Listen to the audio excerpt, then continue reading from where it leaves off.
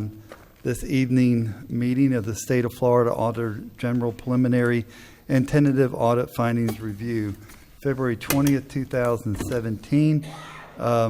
We would ask Commissioner Goddard to say the prayer and Commissioner Pickens to do the pledge. If you will all rise, please. Bow your heads. Lord, thank you so much for allowing us to be together here and allowing us to be part of the free people, Lord, that can make decisions that's going to be the livelihoods of our families. Lord, we just thank you so much for guiding us, protecting us. We ask that you be with us in this meeting. We know that there's sometimes some stress, Lord, and we just ask that you be with us and that would you help us through this, Lord. We ask these things in Jesus' name. Amen. Amen. Please join me in the Pledge of Allegiance. I pledge allegiance to the flag of the United States of America and to the republic for which it stands, one nation under God, indivisible, with liberty and justice for all. Thank you, Commissioner Goddard and Commissioner Pickens. I do want to let the audience know Commissioner Stillwell did his best to attend today, but at the last moment his health was just not where he thought it should be, so he is not with us tonight. I do want to, in the audience, the Honorable Tim Smith is over to my far right. Thank you for being here. Yes, the Honorable Linda Myers is in the audience. Linda was, okay, all the way in the back. Sheriff Gator Deloach is in the audience. Thank you for being here. Honorable Charles Overturf is over to my far left. Thank you. Councilman Vick from Pomona Park, correct? Right here. And Councilman LaHart is back here from Interlachen Town Council. Did I miss anybody? Did I miss? Oh, yes. Yes, Mrs. Bennett, our councilman from Interlachen, also is with us today. Thank you for being here. All right. We're going to go right into the next item on the agenda. If you were in Rotary, you just got fined. Please do silence your cell phones if you don't mind, and we would greatly appreciate that. The next item on the agenda, legal briefing by Stacey Manning. Do you have anything that we need to go over?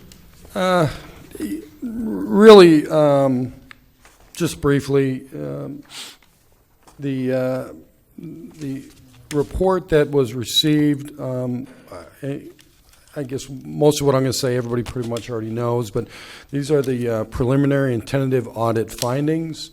They are the result of the audit that was conducted by the state. It's approximately a year-long audit of the operations of the county. It was an operational audit. This preliminary and tentative audit findings, the county now has an opportunity to respond to each one of those individual findings in writing to the auditor's office. We have 30 days. Our last date to send that out would be March 10th. 30 days falls on the 12th, which is a Sunday, so that previous Friday would be the day we want to get that out. And then once they have our comments from the county, then the final audit report will follow that. So depending on what they think about the county's responses, may impact the final audit report at that point. And then they follow up, I believe it's 18 months after that, to see the health of the county in regards to those final audit findings. Okay. Thank you, Mr. Manning. Any questions for Mr. Manning from commissioners? Okay. I do want to say this tonight. We are going to set the tone. I know there's going to be a lot of mixed emotions tonight, but we do need we need cooperation with accountability, and we need people to not accuse and not do that, but let's try to work together for the betterment of Putnam County. This is what the citizens asked for. There's been findings, and we're going to deal with these, and this board will move forward to help Putnam County along. So just so you know that's, if we can, just, I know it's going to be passionate, and I'm okay with that, but please don't personally attack, and that's what we're trying to avoid tonight. Mr. Leary, if you are up, sir, for staff briefing. All right, thank you. You're welcome, sir. The first finding in the preliminary audit deals with competitive procurement, dealing with insurance services. The preliminary findings imply that a county should competitively bid its insurance before entering into a contract. There may be sound, logical, rational reasoning as to why it is not in the county's best interest to do this on an annual basis. The Human Resources Department is tasked with securing group insurance for the county and has been successful in recent years in negotiating favorable renewals. Ms. Ann Allen, the Human Resources Director, and Ms. Barbara Shepard, our Risk Manager, will provide background information on the process that's been followed by the county. All right. Ms. Allen. Ms. Allen, Ms. Shepherd, would you come up? Before we get into that, if I might, on the issue of bidding of the insurance contract, this is something that I did look into last year. The auditor cites a particular statute, 112.08 sub 2 sub A, that states before entering any contract for insurance, the local government shall advertise for competitive bids, and the contract shall be let upon the basis of such bids. However, the language does not address renewals. And it was my opinion last year, and I presented a memo to that effect, that since the contract was entered into, the original contract based upon bidding, that renewals, such as what the county has done in the past, is within the statute. There really is no case law or AG opinions. I've done some research that talks about renewals versus the original bid, and I did some research with other counties, and that is a common practice. So, just for clarification. Thank you, Mr. Manning. Okay, Ann and Ms. Shepherd, if you'll come up. Ms. Allen, Ms. Shepherd. Thank you for being here. Good evening, everyone, commissioners, Mr. Leary, attorney, everyone present, and our citizens. Yes, I am here to speak about preliminary audit findings. And as our county attorney, Mr. Manning, stated regarding Florida state statutes and bidding every year, with health insurance or other insurances, it takes us almost all year to prepare to go out to bid. So when we are working throughout the course of the year, there's a number of things that we do that's very important to see if we're providing the best coverage, getting the best bang for the buck for our citizens, our employees and their dependents, as well as our retirees.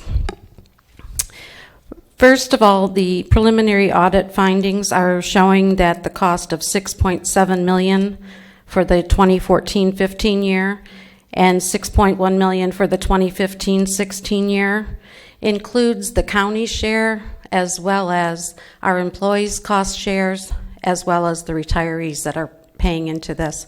So actually, for the 14-15 county share, it's closer to $4.6 million. And the employee retiree cost is $1.75 million. Then the following year, fiscal year 15-16, it was closer to $5.7 million that the county contributed, and the employee and retiree cost was $1.74 million. So I did want to point that out. I'm not sure if the preliminary audit finding used a calendar year, or if it was they weren't aware that the contributions that are put in there and paid in one account were included, because we didn't really get into that great of a discussion as far as that goes, but I did want to point that out. In these 2 years for our renewals, it's important to know things that would be put at risk if we didn't renew. Back when we did our first renewal with Florida Blue, we went out to bid and there were only 2 respondents, and Florida Blue won that award. At that time, there was really no other providers in the area that provided services or had a network of doctors like United Healthcare or Aetna. Aetna still doesn't have a doctor network out here. United Healthcare came out in 2014, and we did a cost comparative of their networks and found that they still weren't matching 100%. And we did look at what they could offer us, but Florida Blue was still a lower bidder. And the way we were able to do that in 2014 is through our partner, the Florida League of Cities. So the other thing that we would put at risk, the county has a 2-year pro-share agreement with Florida Blue. And in the 2014-2015 renewal, we had signed the 2-year pro-share. Back in 2014, we got back a $72,000 check. So in March 2016, when it was time for us to look at renewing, we would be putting a 2-year cost share back in jeopardy because you have to be with Florida Blue in order to get it. And in March 2016, that amounted to over $471,000. So using sound decisions, we didn't want to put that money in jeopardy because that's a significant amount of money. And we would not have been entitled to it per that agreement. So that's an important thing. Another thing that's important is our employees, and they're used to going to the same doctor, and they don't like that type of interruption of service. So another thing that we look at when we go for renewing every year with our contract, be it if we go out to bid for a new contract or not, will they have doctors in our network and area? We are seeing that United Healthcare, like I stated earlier, is increasing here now, and now they're probably at a 90% doctor's match. They're still not up there with Florida Blue, but I feel better about that. But if we get a renewal rate quote from our current vendor, we could put that in jeopardy by going out to bid. They will tell us, and they put this in writing, here's your renewal rate. But if you go out to bid, we can't guarantee we can still offer you that because the way the underwriting works, they use the 2 years or so experience rating on what actual claims come and go and what they pay out on. If they have to go out to bid, they have to look at it a little deeper, and our insurance people that we deal with at Blue Cross could explain that a little more if you need more assistance with that. But those are some of the main concerns that we look at when we are up for renewal, and of course we want to get the best insurance we can with the biggest bang for our buck. So putting those types of funds in jeopardy is a concern for us, especially like our pro-share money. Ms. Allen, I have a question for you. And it seems like we'll never be able to go out to bid based on that pro-share agreement that ties us to Blue Cross and Blue Shield. Is that correct? Not really. We just knew we were having good years and that we knew the 50-50. Like I stated, in the first year it was $72,000. If we were going to go out to bid this coming year or the year after would probably put us in a better position. But we know because every month we see what the percentage of claims are for every dollar that Florida Blue spends. We just got the report for January today, and for every dollar that goes out, 58 cents is being paid back to Florida Blue for services. So that's really a good renewal. So why would we want it's like I would look at it my own insurance. Last year we had a 0% rate increase for our core plan. So if I was buying a car insurance and I get my bill and there's no increase, why would I go out looking for different coverage? Or the year before we had a negative increase value of 3%. It went down 3%. So if you're going to look for coverage, it wouldn't make sense if you're getting a negative renewal. You're paying 3%, then you paid 3% less than you paid the year previously. You wouldn't, it's putting that at risk. 3% of this amount of money is significant, a couple $100,000. Do you agree with the attorney about the last sentence here? However, such actions do not demonstrate compliance with the state competitive bid requirements for procuring health insurance. I guess what they're saying is go back to 2009 and 10. Mm-hmm. We haven't been out to bid. We've analyzed, we've looked at, but we haven't went out to bid. And that is true. We haven't. And your HR directors around the state, do you feel like they Is that the normal practice? Is they just analyze that, or do they go out for bid often?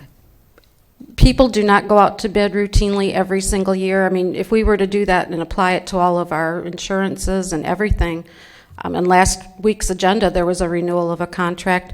And in fact, I pulled the original bid, and it even says in there, the terms of a renewal cancellation are in there, that we would have to give 90 days notice of cancellation or non-renewal, and the county would do the same to the vendor. So it's actually in the bid, you know, how many times we can renew. And in this particular agreement, it's what they call a perpetual renewal.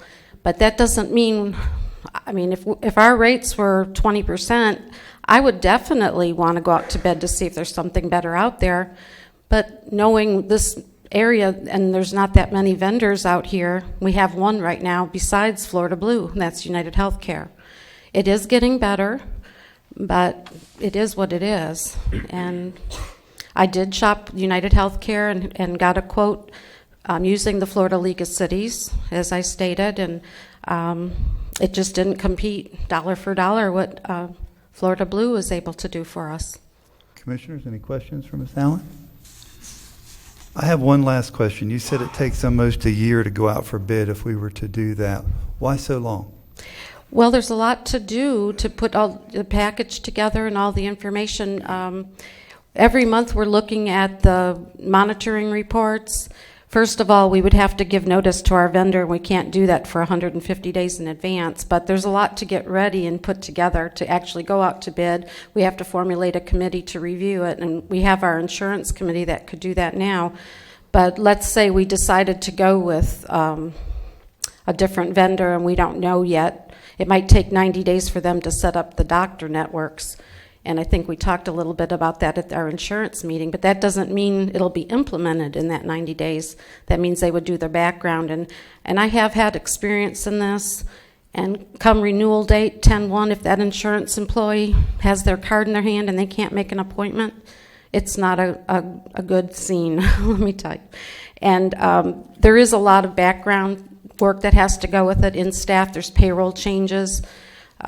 It's very tedious work. We have to re-record what the benefits are, make all our packets to do a comparison of what their plan summaries are, and all those types of things. And meanwhile, during the course of the year, we still have employees coming and going that are enrolling in these benefits. So you kind of have to have a stop and start. We're explaining what our current benefits are, but 10/1.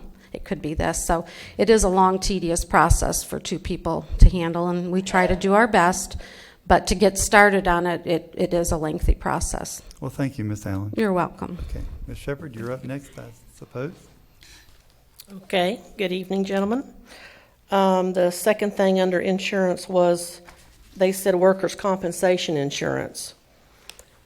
This particular item they're referring to isn't workers' compensation. It's actually excess work comp. We're self-insured for workers' compensation. I thought we were. Yeah, it's an excess policy. We pay the first, our retention right now is $600,000. We pay the first of every claim. This excess kicks in the event of something catastrophic. We are, currently our agent is Arthur J. Gallagher. They're a very large brokerage firm. You have to realize that excess work comp for someone like us, it isn't like car insurance, like there are just, 30 vendors out there. It's kind of a special, unique thing. Right. Routinely, at least every 2 to 3 years, our rep at Arthur J. Gallagher, he tests the markets. But we monitor it also. Usually people go out to bid because the price goes up significantly.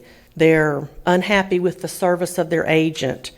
Maybe there's something in your benefits or coverage that you're missing. You're just unhappy or unsatisfied with that vendor. That's why you go out to bid, not just it's time to go out to bid because we haven't. We do monitor it. They also mentioned in the audit that we were unaware if the broker received any compensation from the provider. Well, normally an agent does receive some kind of commission, so I'm sure they do, but no, I do not know what that is. That's between the agent and that company, which is Midwest Employers. That's actually our excess carrier. Mr. Chairman? Yes, sir. So the inquiry for, a broker fee, is that in the normal? Has that ever occurred to you that you would know what the broker's fee is? And technically, he's the person, they're our agent. We don't broker with them. Right. I understand, and maybe Mr. Harvey can expound on this. Usually a broker is someone who you contract with, and they basically handle your needs with whatever company they want to. He's our agent, and they wouldn't just place us with whoever they wanted to, but we don't have an agreement. It's just a renewal policy, and we renew it, but we also monitor the markets. Yeah, and you'll never get that information right there. I mean, it's not our responsibility to know what the agent's making on You know, that. I'm sure it's somewhere between 5 and 15%, just Whatever depending. deal I they mean, that's make how is- it used to be. Yeah, whatever the contract they have is the contract they have with the insurance companies. So And of course, Safe to say, Mr. Manning, we will rebut this. So we're gonna, this is one we don't agree with out of the 10 listed from the Auditor General? Correct. Yeah. You're going to be writing that, right, Ms. Barber? Okay, I don't agree with it either. I read through it, and it just doesn't make sense. I'm not if sure you how it do- ever made it here. You do spend a lot of time working on a bid, and do it for a reason, because you're unhappy with something, the service, the price. You know, you get hit with a huge renewal, and it's up, and you're like, oh no, we can't have this. Or again, because of something to do with service. Don't bid just to bid. But we monitor the markets, just like with the health insurance. All right, so we fight this one. Any Ms. Allen? questions? any questions, Very well. commissioners? Thank you, Ms. Shepherd. Thank you, Ms. Allen, for that. Thank you. Okay, Mr. Leary, item number 2. The next finding under the competitive procurement has to do with fire truck and ambulance acquisitions. Acquisitions of this equipment for our volunteer fire departments and emergency medical service providers was done in the best interest of Putnam County in mind. Quinn Romay, Chief of Fire and EMS for the county, has been in charge of these equipment acquisitions for many years. He has always ensured that the county got the biggest bang for its buck. Mr. Romay will detail the process followed for these equipment acquisitions. Thank you, Mr. Leary. Mr. Romay, Chief Romay, please come up.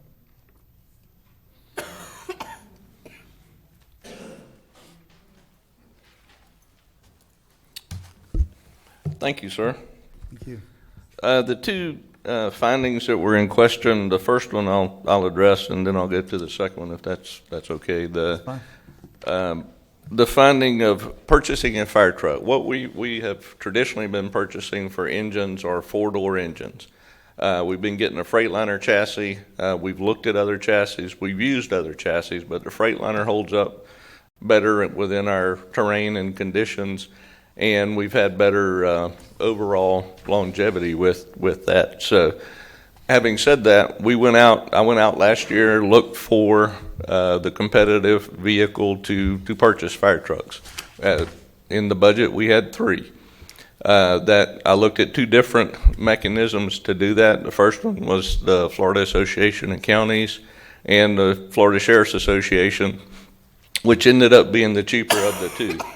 The chassis that we and the fire trucks that we're buying are similar, or if not exact, to what we've always purchased.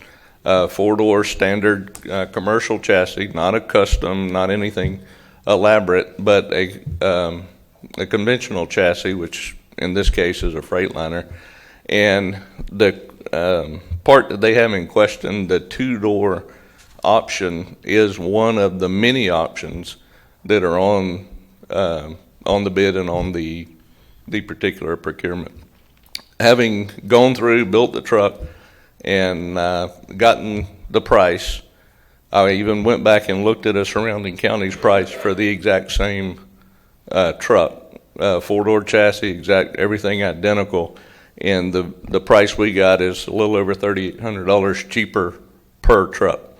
So having done that, gone through the whole process, we followed the procurement process, we followed the competitively bid contract, and even double verified it to make sure we were still even getting a good price. So Chief Romay, I guess the question is, and I'll read it to you. The BCC initially intended to acquire 3 4-door fire trucks, but instead ordered 3 2-door fire trucks, totaling $604,338, pursuant to the Florida Sheriff's contract, and 3 4-door conversion kits costing $336 were not included in the FSA contract. I guess the question is, shouldn't that have been brought back to the BOCC for approval at that point? Actually, you did approve the entire purchase. You approved going out for utilizing this contract and the purchase order. And that statement is a bit misleading because you don't go to a different vendor to add 2 doors to a truck. The 2-door option is a little over $8,000 option. It in and of itself did not meet the threshold to go out for a separate bid, as this would allude to. So there was some concern with the understanding of the auditors of exactly what we've always done in buying a 4-door truck, and what this actually did was the same. So how do we clean this up going forward? In the We're minutes. Sorry. I'm sorry, the minutes. Go to the minutes. I mean, it's, all they're asking is that we didn't reflect it in the minutes. And that's what we're going to do, is reflect what, respond to this, obviously, with, within the time frame with the additional clarification that they're looking for. So you didn't have the minutes to give them at that point, We certainly did. but they didn't see it that way? I'm You don't not know how able they to saw it. speak on their behalf. Okay, all right, thank you. Any other commissioners? Any other comment? All right. On the ambulance, which is the next one, these are likewise, we bought off an existing contract. And for both of these purchases, I look at every year the best vehicle or best method to purchase things from. If we go out for bids for 1 truck or 2 trucks, we're getting that competitive bid for 1 truck or 2 trucks. If we utilize these existing competitive bid contracts and piggybacking on those, we're increasing our buying power tenfold, because we're talking, dozens and dozens and dozens of trucks, depending on which contract it is. Much bigger counties have gone out for bids for these same type things, which was the other one I alluded to on the fire truck also. But whenever we went out for bids, or went out for the procurement of the 2 ambulances this last year, the vendor, I discussed with the vendor after we had gotten the contract price and settled on what we were doing, which is basically the same ambulances we've been buying for the last 7 or 8 years. There was going to be a chassis increase in October.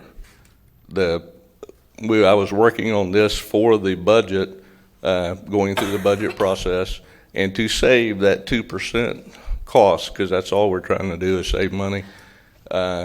If we went ahead and ordered the chassis separately from the truck, which was the entire truck as part of the bid, basically pulling that out, we saved that 2%, which equated to a little over $1,700 per truck in savings, just simply getting the chassis ahead of time. Now, the whole truck came, the chassis were sent to the vehicle manufacturer. When we received the truck, it was complete. But doing that little step saved us a little over $1,700 per truck.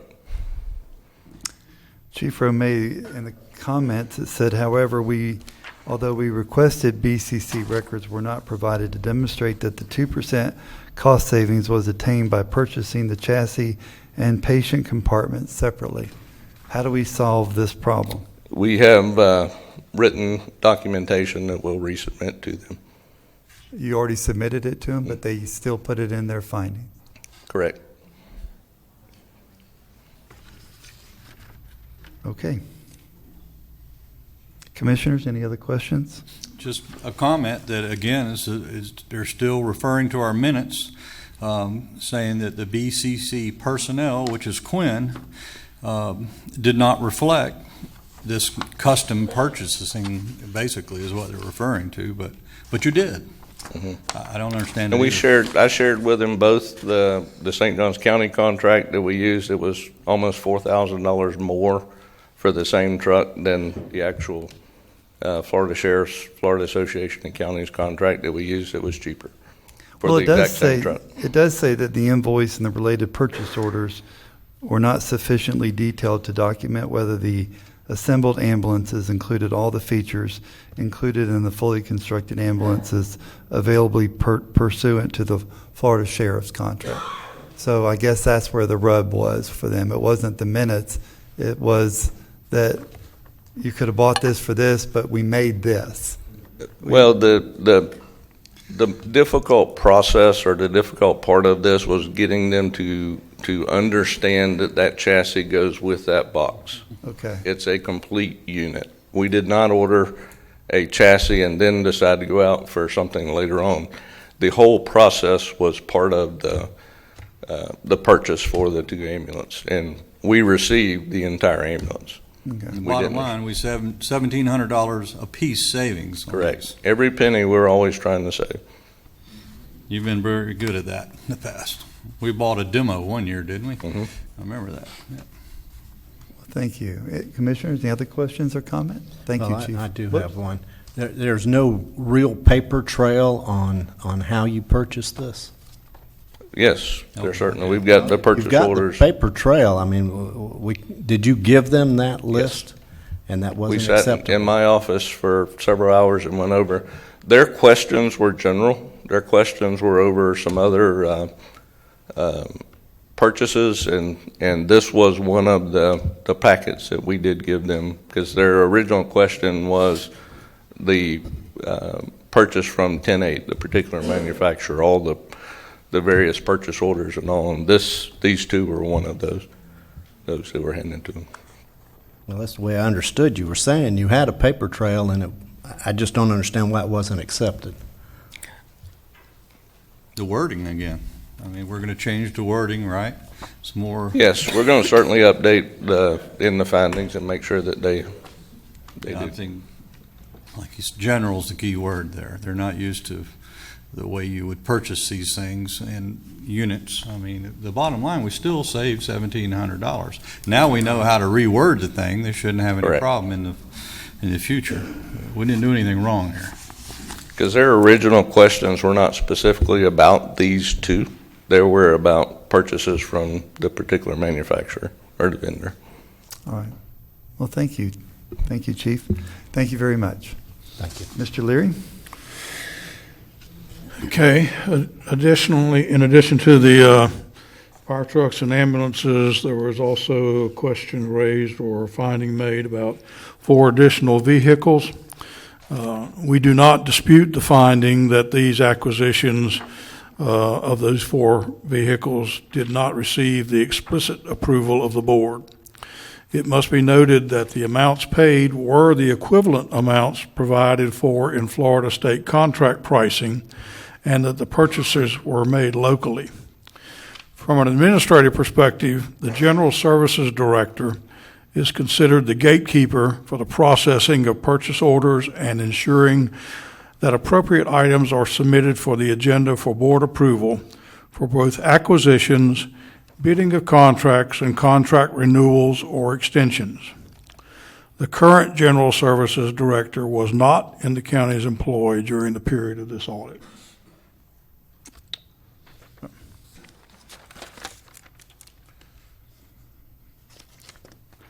Okay. Commissioners, any questions?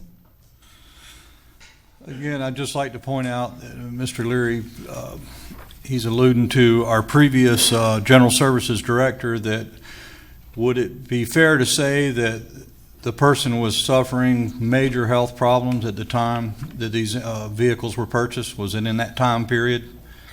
Well, yes, sir. During that time period, there was considerable absence from the office during several different periods, and there was a heart condition that was being experienced, and yes, there was some considerable medical problems, and she ultimately took a medical retirement, yes. Okay, thank you, Mr. Chairman. Thank you, sir. Okay, Mr. Leary, continue, please. There was a comment regarding vehicle-related services to dealing with competitive procurement. So our current General Services Director, Melissa, will you come and address that, please, ma'am? Melissa Dillon. Ms. Dillon?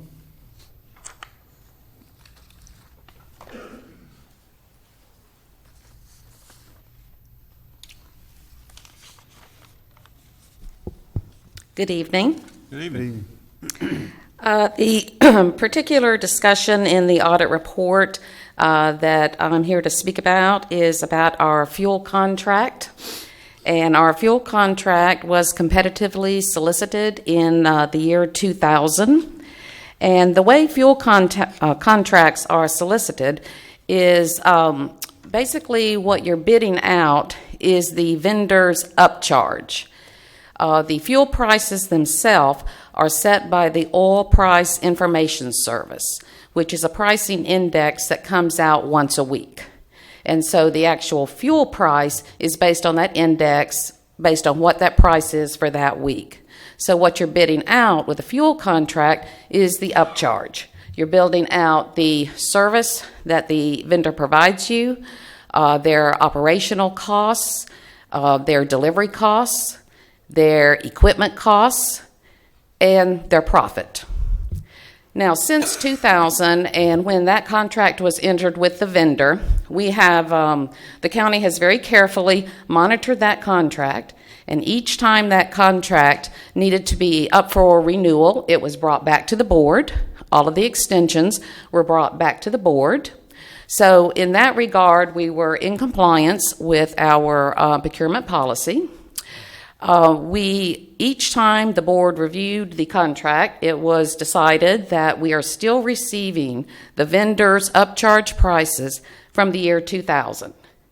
So we are getting a good deal in terms of the upcharge for the price of fuel services. The particular comment in the auditor's report is in relation to the reflection in the minutes of when the board took action on extending this contract, that it didn't specifically state that it was waiving competitive solicitation requirements. I would not dispute that. However, since then, we have added to all of our agenda items that relate to this type of a situation that in the recommendation that the board is waiving competitive solicitation requirements. And Ms. Dillon, didn't we recently just renew this contract? In 2014, the board renewed the contract, and the contract was for 3 years with 2 potential extensions.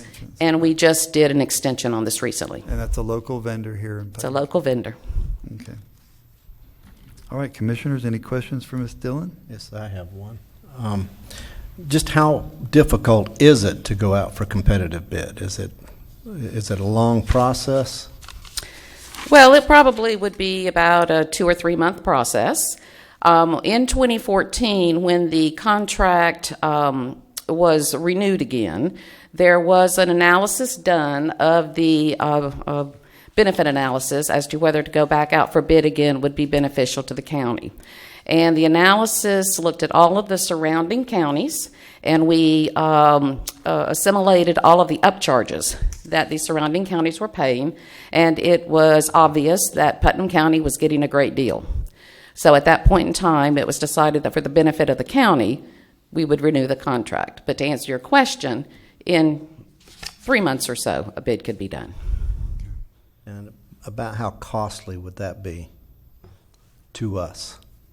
Well, back in 2014, the analysis was anywhere from 3 to 6 cents a gallon increase in price,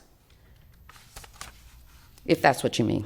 No, what I meant was, what would it cost us to go out for a competitive bid? That would just be staff time. But if we did that periodically, that would also relieve us from this situation, correct? Correct. Okay. Thank you, Ms. Dillon. Mr. Leary, I do have I missed something on page 5, top of page 5. We had talked about the 2 vehicles, but the other 2, it says the BCC personnel also indicated the other 2 vehicles were purchased pursuant to a BCC-approved USDA water and wastewater grant. However, our review of the grant documentation disclosed that the grant did not specifically provide for vehicle purchases. So how do we clean that one up right there? Was that an oversight by saying that it was bought there? Did we buy it from that grant? Do we need to pay it back? And Well, while the grant may not have specifically enumerated that, the preliminary engineering report that was prepared by, the engineers and turned into the granting agency that detailed how the grant funds were going to be expended and how they were going to be utilized did contain a listing of vehicle acquisition. So the granting agency had the preliminary engineering report. They signed off on the preliminary engineering report, saw how those funds were going to be used for the acquisition of vehicles. So, their acceptance of that preliminary engineering report and approval and concurrence with the manner in which they were going to be expended was tantamount to approval. so basically what I'm hearing is the initial document stated them in there, but when it got moved over to the proper documents, the grant documents, those vehicle purchases did not make it to that grant documentation, correct? Well, I'm saying that the grant document didn't enumerate the detailed expenditure of each and every dollar within the grant document. I mean, the grant document provided for, the construction of water lines or sewer lines. This was a sewer grant, I think. Right. It provided for the construction of, sewage treatment plant and X number of miles of collector line and force main, and didn't get down into absolute detail about, May I? An SUV or whatever the particular vehicles were. I mean, they were generalized expenditures, but the preliminary engineering report did contain that kind of information. Thank you, sir. Ms. Papel? My understanding is that they're not saying it was an unallowable grant purchase. They're saying we didn't have it in our budget and we didn't come and expressly ask permission of you guys to buy it, that we just bought it because it was within the grant. But that would apply for the whole grant. I mean, you didn't ask us for we asked permission for the grant, right? And the vehicle wasn't specified with what we brought to you. But I'm sure a lot of things weren't specified. I mean, I hate to say it that way, but if it was in the preliminary report, it just got moved over to one big amount in the grant application. Yeah. Yeah. Okay. All right. Thank you. Any questions? Thank you, Mr. Leary. Road service number 3. Okay, that item deals with a contract for services being provided by a contractor in the roads in the forest. Public Works Director Press Tompkins is going to provide you some detailed information on that contract. Mr. Tompkins, thank you.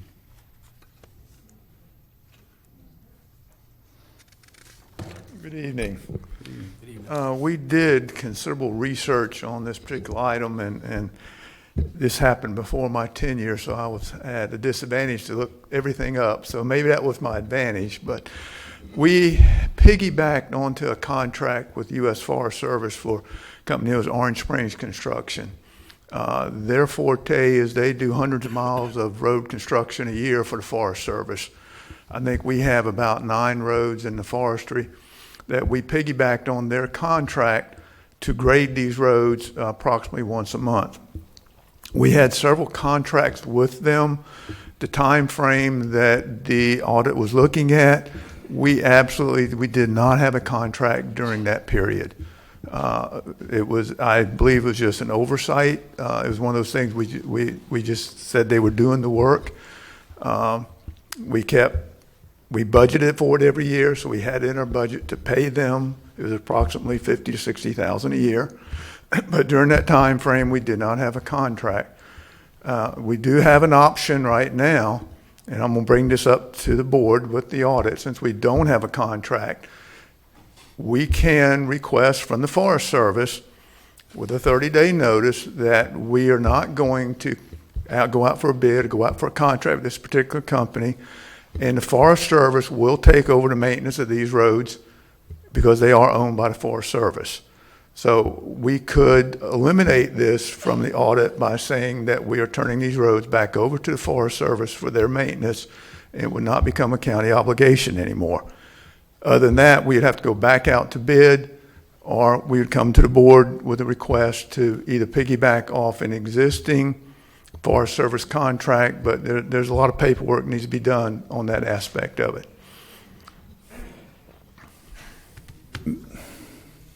Mr. Leary, Yes. why haven't we turned these roads over to the Forest Department Well, a long time ago? there has been some reluctance on the board's part to do so, sir. And I think that you will find when Mr. Thompson brings this matter up to you, that the Public Works Director and Administration will strongly recommend to you to do that. And I hope that the board will accept that recommendation. Thank you, Mr. Thompson. Okay. I have more questions, but I'll wait till you bring that up to us at that point. Thank you very much. Thank you. Okay. Mr. Leary, number 4, Cadaver Transportation Service. Yes, this is the final item under the competitive procurement. We do not dispute the verbiage in the preliminary findings regarding this particular service, but additional information may be enlightening as to the county's position during this period. This service was bid in March 2004 and bid on by provider number 1, who previously performed this service, and provider number 2. So we had two bidders that I'm referring to as provider number 1 and provider number 2. Okay. The bid was awarded to provider number 2 in March of 2004. In December of 2004, that particular provider voluntarily withdrew from the contract, and therefore the county appealed to provider number 1, who was previously the service provider, to resume providing that service. For a number of years, no other providers ever expressed any interest in rendering this service. And admittedly, the county became complacent in the administration of this contract, absent the interest from any other parties. In 2013, other parties began to express an interest in this service, and it was bid in February of 2014.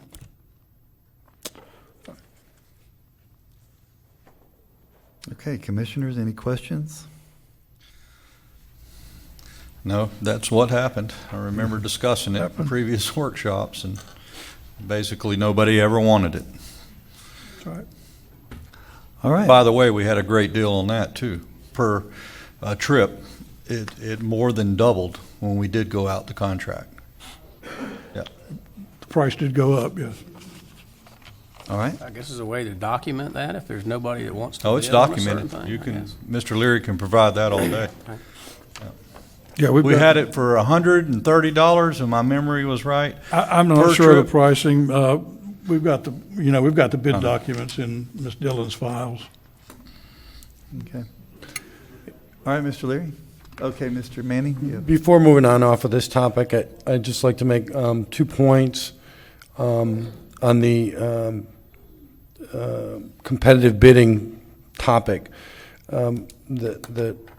There's reference in the preliminary audit about not following state statute on competitive bidding, and that's very misleading because there's really very few state statute that applies to counties having to competitively bid. There are a couple of instances. You've got CCNA contracts. You've got some construction type contracts using certain fuel tax and whatnot.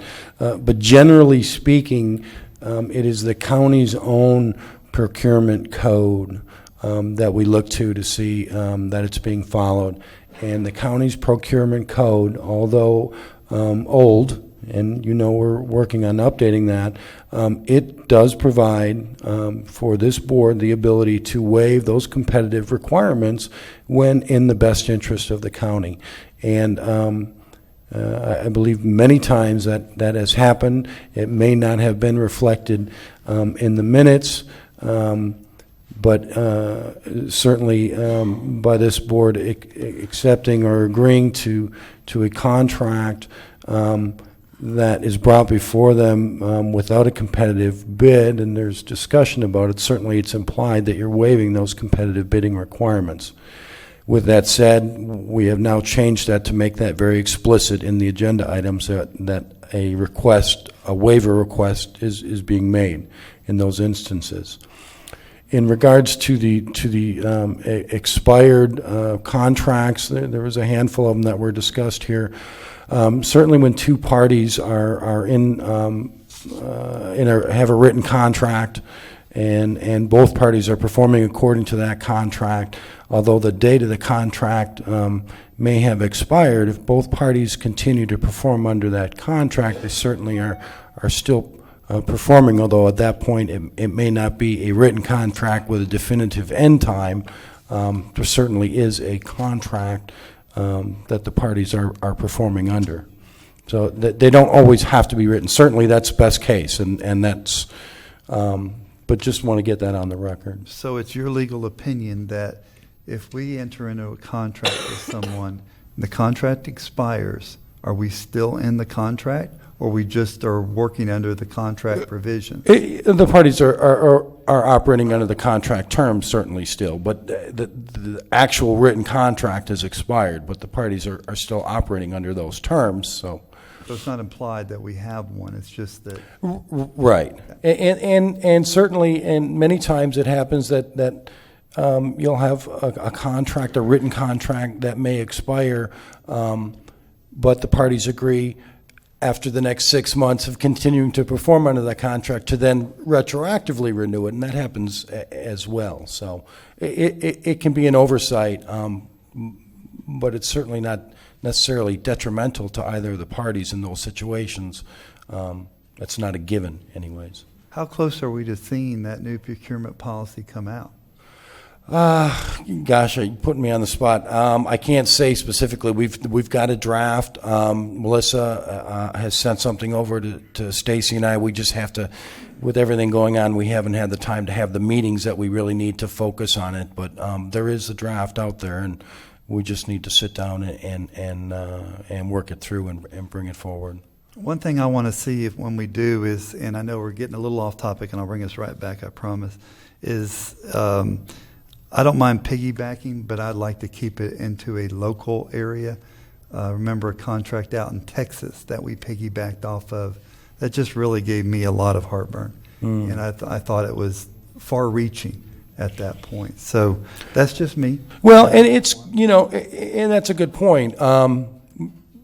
Certainly that's, a distance is a consideration, but I from what I've seen, I mean, I've been here with the county about 1.5 years now, so, I've had a little bit of opportunity to really see how things are operating, and from what I've seen personally, I do see administration and staff working very hard to try to get as they said, the best bang for the buck. I do see that, and maybe going to Texas to piggyback on a contract, if that's the way to do it, then, It's far-reaching. That's okay. Commissioners, any questions, comments? Okay, moving right along. Procurement public purpose. Mr. Leary, you still have the floor, sir? Yeah, this first finding has to do with the issue of installation of drainage culverts and whether or not they met the public purpose doctrine. Again, Public Works Director Press Tompkins has information related to that matter. Thank you, Mr. Tompkins. Good evening. I went through a very extensive research of the 19 culverts they listed in the audit report. One thing I want to make, a point I want to make is we do not come to the board for permission to put culverts in. This is part of our daily routine operation, whether we need to clean ditches out, dig ditches, put culverts in, replace culverts. That's part of our daily business. These are not items we bid or anything of that nature. The board approves our overall budget for this type of road work. So this was under our general maintenance road work. I went through every one of them, all 19 of them. I checked every work order. I checked the work, what was being requested to be done. And every one of them was done for a public purpose. They were, 17 of them were cross culverts, which means these culverts go under roads. Every one of them was done in a public-owned right-of-way by the county.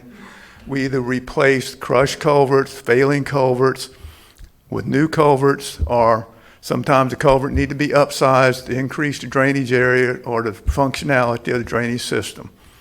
We replaced approximately 2 or 3 what I call ditch culverts, which were the side ditches alongside the roadway to facilitate drainage to outfall ditches. Sometimes driveway culverts or ditch culverts gets put in at the wrong elevation. It stops the drainage up, doesn't allow it to flow properly.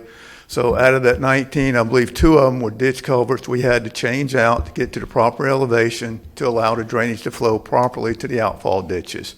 But I can honestly say, in my professional opinion, that all these were done in the public interest to better the drainage system of Putnam County. Okay, Mr. Tompkins, you said that you personally looked at all 19 of these, but I'm going to read something. It says the BCC records did not disclose the exact location of each culvert and whether the work site was on public or private properties, as Director of Public Works procedures do not require such information to be retained and maintained. Absent documentation of the exact location of culvert installations, evidencing that the culverts were located on public property. You do know where these 19 are then? Yes, sir. I got with all my work crew people. We went through there. I got maps. I have a whole document put together of copies of work orders, maps of where the work was done, and every one of them was done in county-owned right-of-way. So why didn't we have that information when they asked? It was provided to them. We provided provided. a whole raft of information to them, but as we've said earlier, sometimes picking the information out of the voluminous amount of information given to is a tedious task. And if you're not used to looking at the way we code things, the way we describe things, sometimes it would be difficult for a layperson that's not used to looking at this type to pick out the information. But every one of them was done in county-owned right-of-way. So we're going to respond with the exact location of all the 19 Yes, sir. culverts and say, Yes, sir. I spent and the we last already- 3 days putting all this together and interviewing all my crew chiefs, and we know exactly where every one of these pipes are. The one that we did do for, the one that I remember doing as a commissioner for the public good, the public purpose, we had a construction easement. Am I correct in saying that?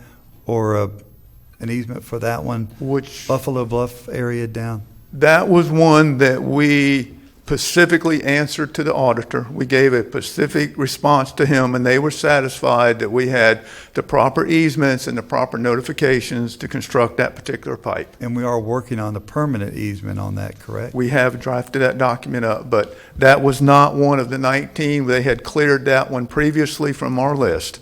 Good, thank you, Mr. Tompkins. Commissioners, any questions for Mr. Tompkins? Okay, Mr. Leary, moving right along. All right. The other item raised in the preliminary audit report relative to the public purpose doctrine has to do with some artwork that was donated to the county. The auditors talk in terms of 52 pieces of artwork donated. These 52 pieces of artwork, 34 of these pieces of art were donated to the county. 18 of these were donated to the health department, which is not under the purview of the county. That's an agency of the state of Florida, even though it is prefaced with the words Putnam County in its name. There was a total of $14,300 expended here. Again, 4,950 of those dollars were spent by the health department. What the county does is it provides the health department some financial support on an annual basis. That financial support is divided into 12 equal monthly installments. The health department had a financial obligation of $4,950 for the framing of this artwork, which they asked the county as a courtesy to take 1 month's allocation and reduce its monthly allocation by the amount of $4,950 and send a check to the artist in that amount for the framing of some artwork, which the county, as I said, as a courtesy, did in response to the request made by the health department. Now, the artwork that was donated to the county, as I said, was 34 pieces of art, valued at $955,000 by the artist. That particular amount may be in question, but the county did not engage an appraiser to appraise that artwork. So it could be more, it could be less, but nevertheless, that was the amount that the artist put on the value of that artwork. That artwork was still in the possession of the artist when he offered customized framing with plexiglass covering and anti-theft hardware, which equated to about $275 per individual piece of artwork. So for a total of $9,350, the county agreed to pay that because the artist had the artwork in his possession, and the county considered this to be a sole source acquisition and made the decision to proceed. Additionally, we considered framing the asset, and this art became an asset of the county. And we considered framing the asset, protecting it with plexiglass, and securing it from theft with the anti-theft hardware as serving a public purpose. Okay. But I read in here where the auditors said basically that it needs to be moved out of where it's at because it's not for the fine people of Putnam County, as the bill would say on it. It's back behind closed doors. Is that correct? So how can we fix this problem?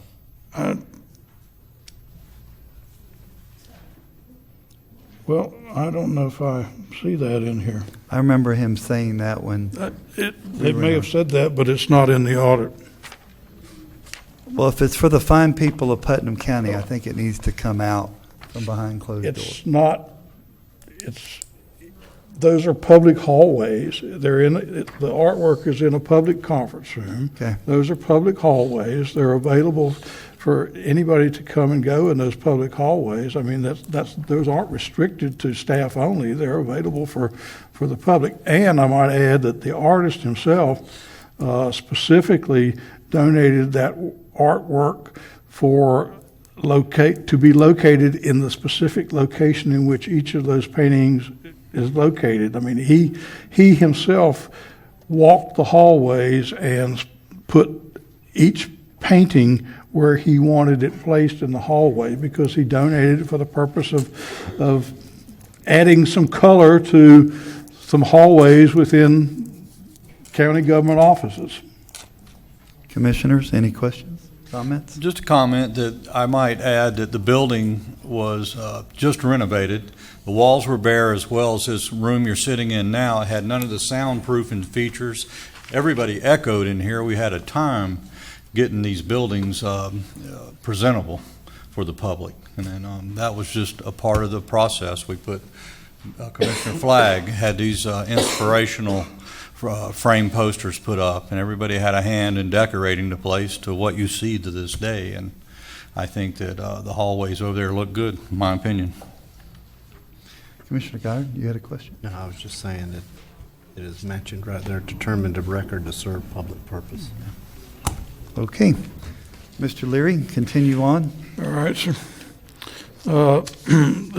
This next finding has to do with the construction site where the Bostwick Volunteer Fire Department is constructed. Contrary to the statement made by the auditors on page 10 of the preliminary findings, the county did and does own the land in Bostwick where this facility is constructed. It is it is in a location where the branch library is located. The community center is there. Some recreational amenities are in place.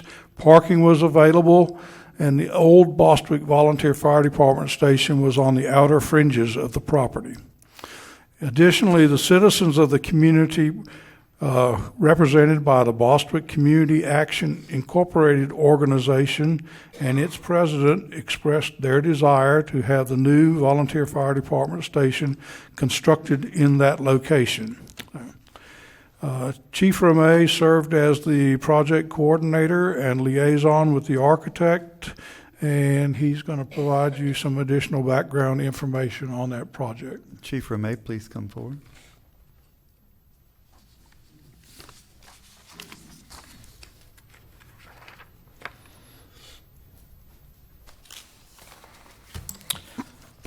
Thank you, sir. And Mr. Leary covered what we received from the citizens out there was a master plan, if you will, for the entire site.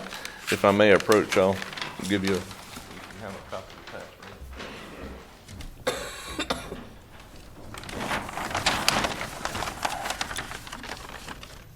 Chief, will you pass it through here and give it to our clerk?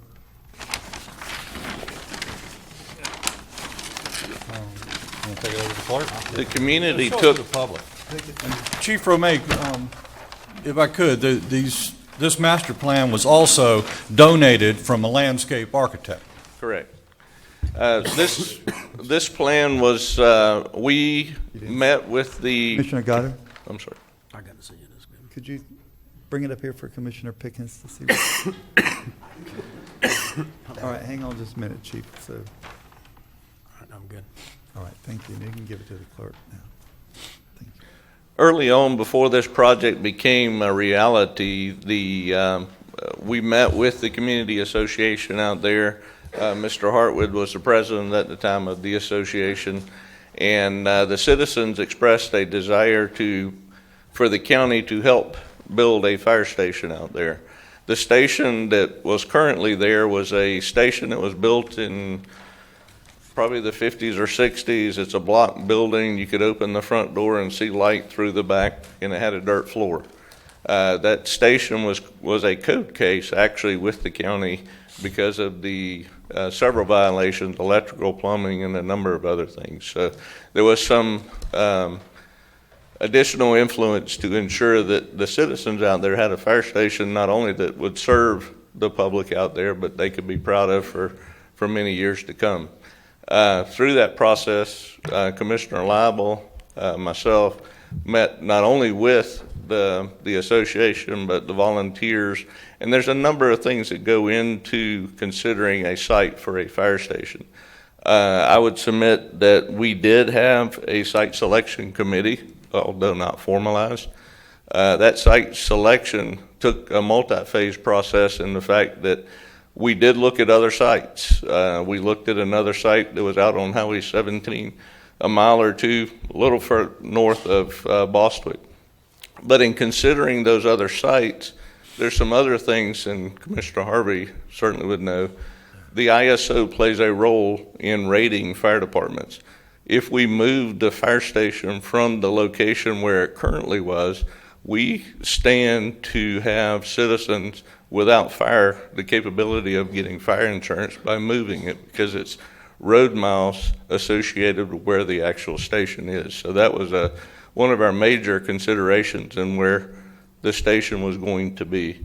Also, the other consideration obviously was the location The site was already owned by the county, so we didn't have to pay anything. The other sites were going to incur some additional costs.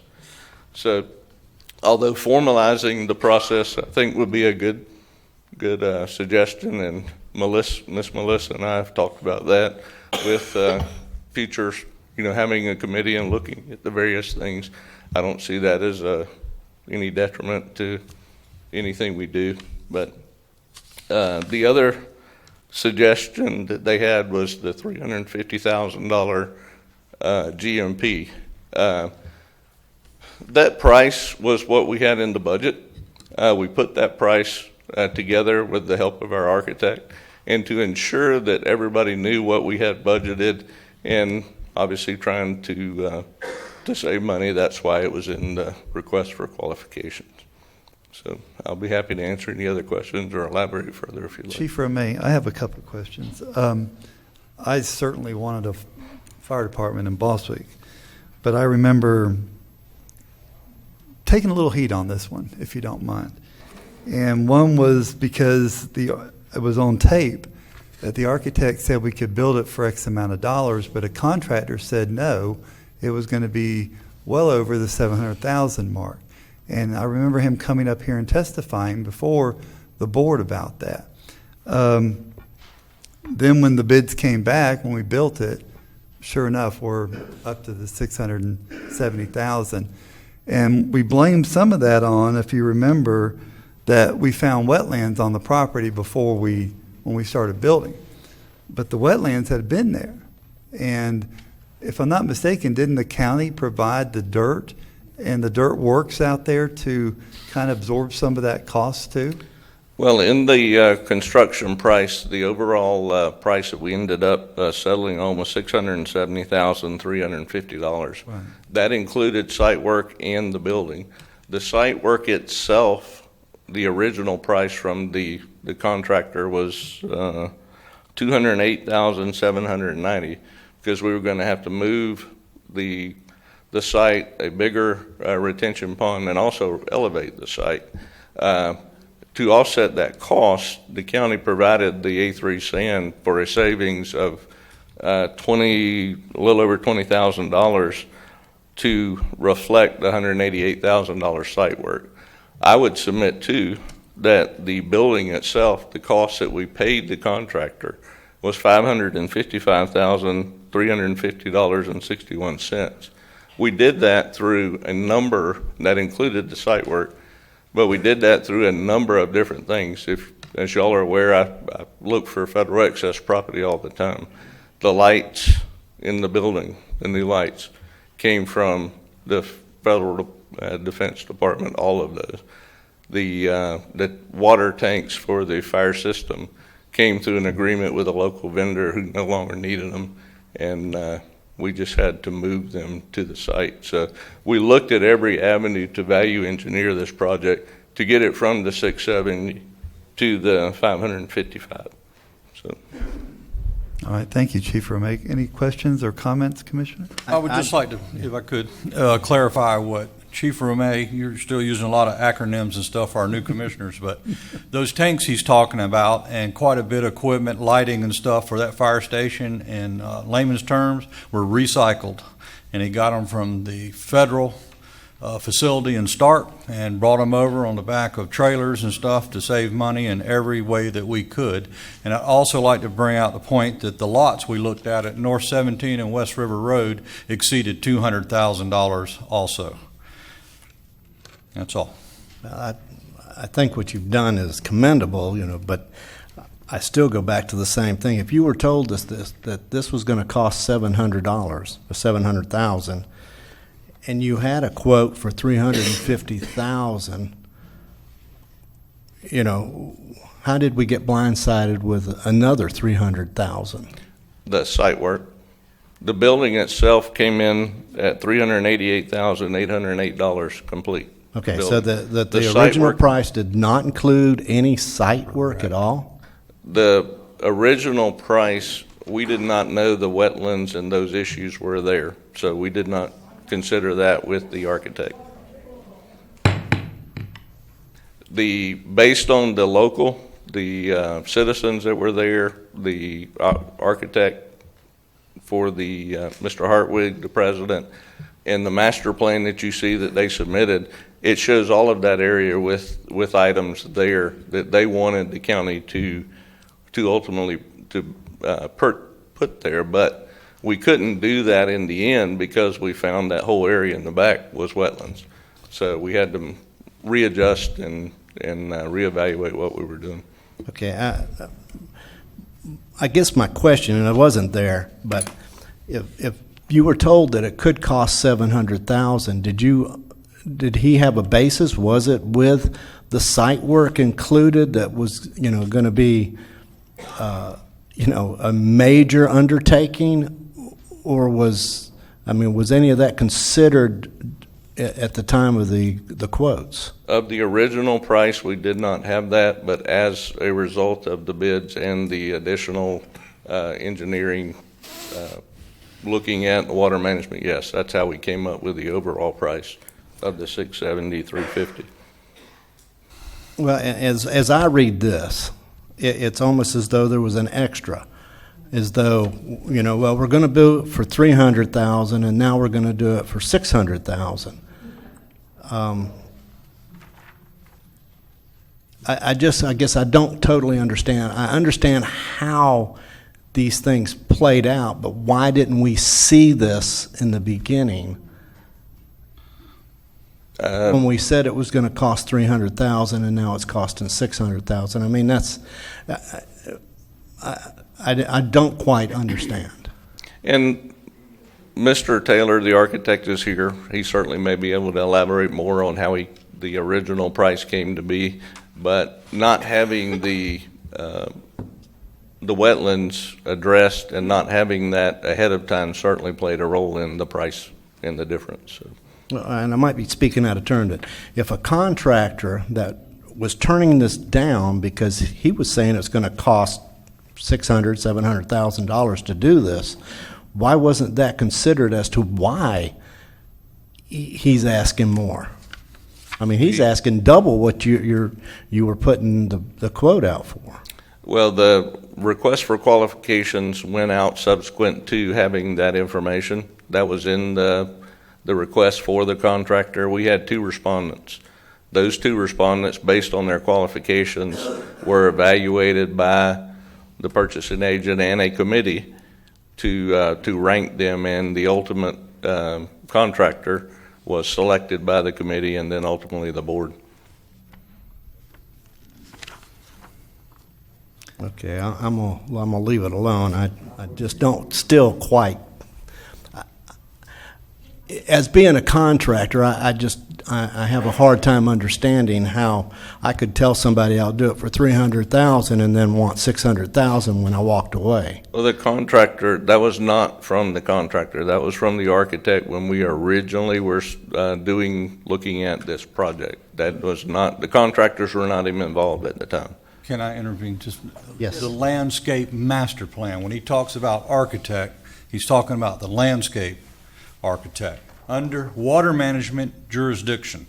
That should help you as a construction man. Okay. You have to mitigate for the wetlands if you're impacting. Well, and I guess my other question is, this happened once. What are we going to do so this never happens again?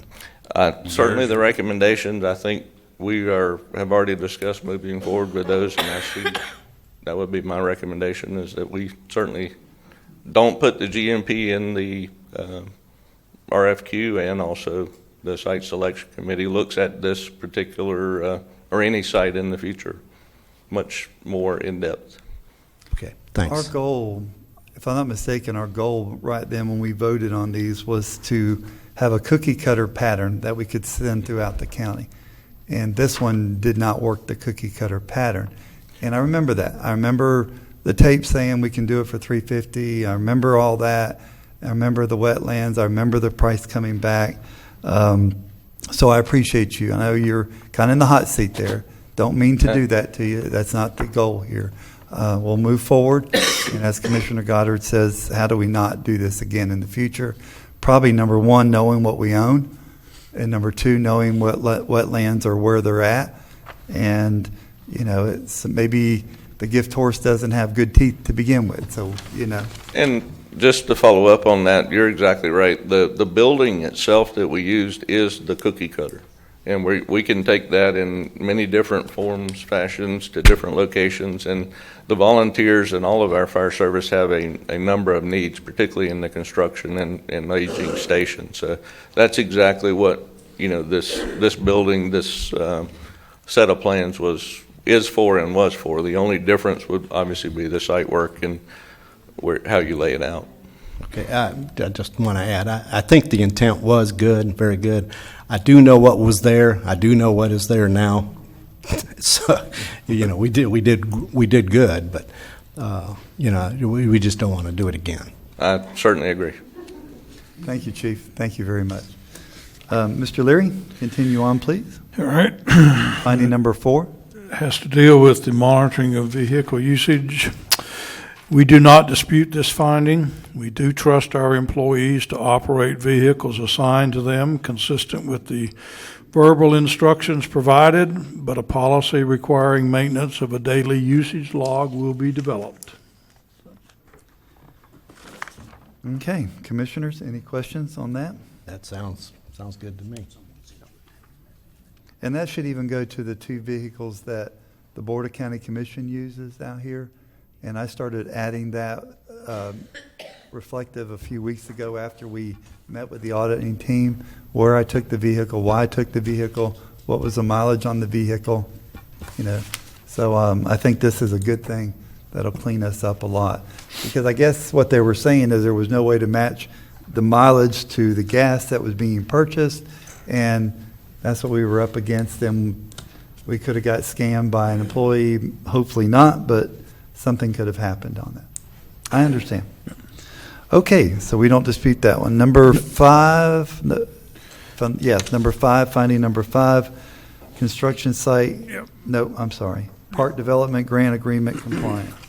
Number 5 deals with the 2 properties in question are the 9 Mile Park property and Georgetown. No local resources were involved in the acquisition of the 9 Mile Park property. The board made a conscious decision to proceed with acquisition of these 2 properties using considerable sums of grant dollars when they were purchased back in, I think, 2010 and 11. We were aware, or the county was aware, that a management plan was required for each of those properties that could be amended in the future, and also aware that there was no clear path for development of either property without additional grant funds. The efforts to secure grant funds for development have not been successful to date. A grant application is pending on one property, which is Georgetown, and discussions to transfer management responsibility to another entity for the other property have occurred. But when the county made the decision to move forward with those properties, we had no funds available for the development of those, and that was a conscious decision made by the board at the time. But Mr. Leary, in all fairness here, we have a better place plan that we use for parks and we use for other infrastructure purposes. Basically, we told them, we misrepresented them that we were going to do something and we didn't do it, when we could have took some of that money and did what we told them we would do inside that grant. Is that correct? Well, I don't know whether I'm going to say that I misrepresented anybody. I didn't misrepresent No, I didn't anybody. say you. I said we as a county, that we're in this together. We're in the boat together here. We made some representations to about 9 Mile and Georgetown to federal agencies and state that we haven't done. And we could have done had we used our money that we currently have, and we didn't. Is that correct? Is that fair in saying? Well, I'm simply telling you that the Board of Commissioners seated at the time that those acquisitions were made those acquisitions with the intent that they would move forward with the development of those properties using grant funds if they were able to secure any. But what gives me heartburn is we have 2 grants out there, or even more, that we indicated that we would do certain things. And now it's somebody's job to go, guys, we got to tie this thing up and put a bow on it and put it to bed. These are things we promised somebody, and we didn't do it. But we're up in Tallahassee with our hat in our hand begging for money, but we're not fulfilling the obligations that we got. Now, if we're not going to fulfill them, this commissioner says, let's give them back. Let's not. If the Georgetown property is too elaborate to put the boat ramps and all that, and it's going to be way too much, we didn't even allow canoers to sleep on that property overnight. We didn't want them to. The Indians did that. I mean, I just don't get. I don't get how we could say we're going to do this if you give us this, and then we take ours off the table and we put it in our back pocket. I don't get that. And commissioners, I'm sorry, I got a little.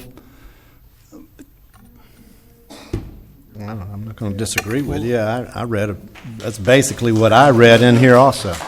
And this, Mr. Pickens, let's talk a little bit Mr. about their Goddard has the needs. floor. Oh, I'm sorry. Go. I was just saying, I read that. It seems like we were supposed to do something and we haven't done it. That's just, as the way I read it, we either need to finish it or give the money back.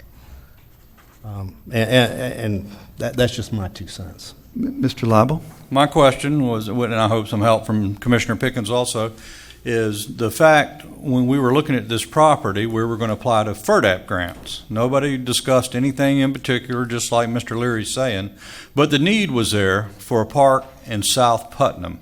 We have these big, giant bass tournaments, and they're always in the city of Palaca. We were trying to share and spread them out through the county and create a little economic engine for South Putnam. And we still would like to do that. It's not on time to our liking because we were turned down for a grant or so, but we keep searching, and hopefully the economy will turn around that we can provide a decent boat ramp. Is there a boat ramp in South Putnam other than the Drayton Island Ferry dirt ramp? In Crescent City, they have 2 city ramps. One has very limited parking. The new one, which is Marjorie Neal Nelson Park, it has some parking, so it is pretty nice. The Drayton Island Ferry, particularly ramp, the river. It's in bad shape, and there's no parking. And if you move down, the next one would be Willaca, the town of Willaca, and it has limited parking also. And then the next one would be Shell Harbor, same thing. It's a decent ramp, but little or no parking. Probably since I've been a commissioner, I've been asked about that park about as much as anything in South Putnam of what's happening, with that. And I know that there's been some grants applied for, and we've been turned down for the large grants. But something in South Putnam would be appreciated, and but it's going to be a very expensive project. It is, and I support the effort that we've gone through most of this, and I don't support giving it back, Commissioner Harvey. Yeah, I wouldn't. Well, I think you misunderstood. No, I didn't. Yes, you did. Yes, you did. And the bottom line here is this. We said we were going to do something. It doesn't matter where these parks are located. I support parks in Georgetown. I support parks in 9 Mile. I support parks all over Putnam County. But we're going to start doing what we said we're going to do. And if we can't do it, then let's say we can't do it, and let's find an alternate here. If it, do I want to give it back? No. But now we've got 9 Mile, and we're talking about St. Johns River Water Management taking it over. We've talked about a private person swapping out property with us. Why did we get that? Why did we enter into something that we knew we could not do? That's my only question. It's not about the parks. It's about our commitment to the level of funding that we were required to do. Can I interject? Yes, Commissioner Goddard. What we're trying to do is take care of this audit. Now, and again, I agree with you, but I don't know all the details. But it also says that we had 3 years to get this done. Okay, and our time is up. And in government, you'll ask for extension, and you'll try your best Okay, to find so- other grant funding to do it. So, and that's where we are right now. If we did go with an extension, would that satisfy the complaint? Yeah, they routinely will grant you an extension to your management plan. Okay, because that's basically what we're addressing here. Nobody's disagreeing. We need the park. We know we need one in the south end. What we want to do is clear up this audit. And if that's going to clear up this audit, then that's what I think we should do. We should go for the extension, and we should have some type of plan. If 9 Mile is not something we're going to do, let's. I'm fine. I can't. 9 Mile has not worked out to our liking, and we're in negotiation with the Water Management District to take over the management of that park. It is way too big for us, but the one in South Putnam, I'll defend to my dying day. We need it. We're the bass capital of the world, and we should look like it. Yeah, I agree with you. Can we have a 5-minute break? We can. Let me finish one comment, though, if you don't mind. I don't mind supporting parks, but if we can't afford the Cadillac, let's buy a lesser version. That's all I'm going to say. We're going to recess for 5 minutes. Mr. Chairman, if I might, before the recess, I just want to be clear that it sounds to me like when this acquisition went through, intentions of the board were good. And the economy was too, Mr. Mayor. To acquire property and to do these enhancements, although we weren't quite sure how you're going to pay for it yet, looking for grant funds, which is always good. But I'm not hearing anybody say that there was any nefarious thought process behind it. The intentions were good, just weren't able to meet the time frames. And amending management plans is very common. And we should have probably done that. We should have probably amended our management plan and said we can't afford all of this, but we can afford some of this, and start that process going. That's all I'm saying about this. And that worries me, because we are all in Tallahassee looking for funding, and we've got to be able to say we've done what we said we would do, or we amended what we said we'd do. Commissioner, we're going to have a 5-minute break.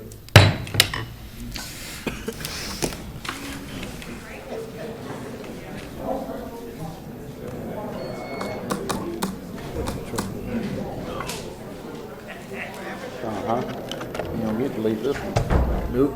5 minutes. All right. We will reconvene the February 20th State of Florida Auditor General Preliminary and Tentative Audit Review. And Mr. Leary, I think we got done with that one, so we will turn to item finding 6. Finding number 6, relative to budget over expenditures. We do not dispute the finding as it relates to the over expenditure in 4 non-major funds during the 14-15 fiscal year. We have no explanation for why budget amendments were not prepared at that time. Ms. Stacy Poppel, who is the current budget officer, who was not the budget officer at that time, has a few remarks. But before Ms. Poppel makes her remarks, I want to note that this finding also includes comments about the transition from one county attorney to another and the overlap of expenses associated with that transition. These preliminary findings are critical of the lack of a budget amendment at the time of the hiring. However, even though the audit was still ongoing and the auditors were engaged and provided appropriate information, they do not note that the proper amendments were in fact approved prior to the expiration of the 15-16 fiscal year. So, Ms. Poppel? Before you move to Ms. Poppel, that last statement basically says that we have up until September 30th of that year to make any budget changes that we need to do for that fiscal year. Actually, November 30th. Okay. Ms. Poppel, go ahead. I'm sorry. No, we don't have until September 30th. We actually have until November 30th, 2 months after the end of the fiscal year, to make any changes. But it's prudent for us to see that in September, and we could do that. It's convenient because Right. we have to have night meetings anyway. Right. And they were done. That's the point I was making. They were done. And the auditors were on site at that time, and they were given that information, but they didn't note it. Okay. No, Ms. Popel? budget overspending, in most cases, I think 3 of the cases, there was fund balance available that could have easily, a budget amendment could have easily addressed. In another case, it would have required transfers or journal entries. It just was overlooked. It wasn't material, but it was overlooked.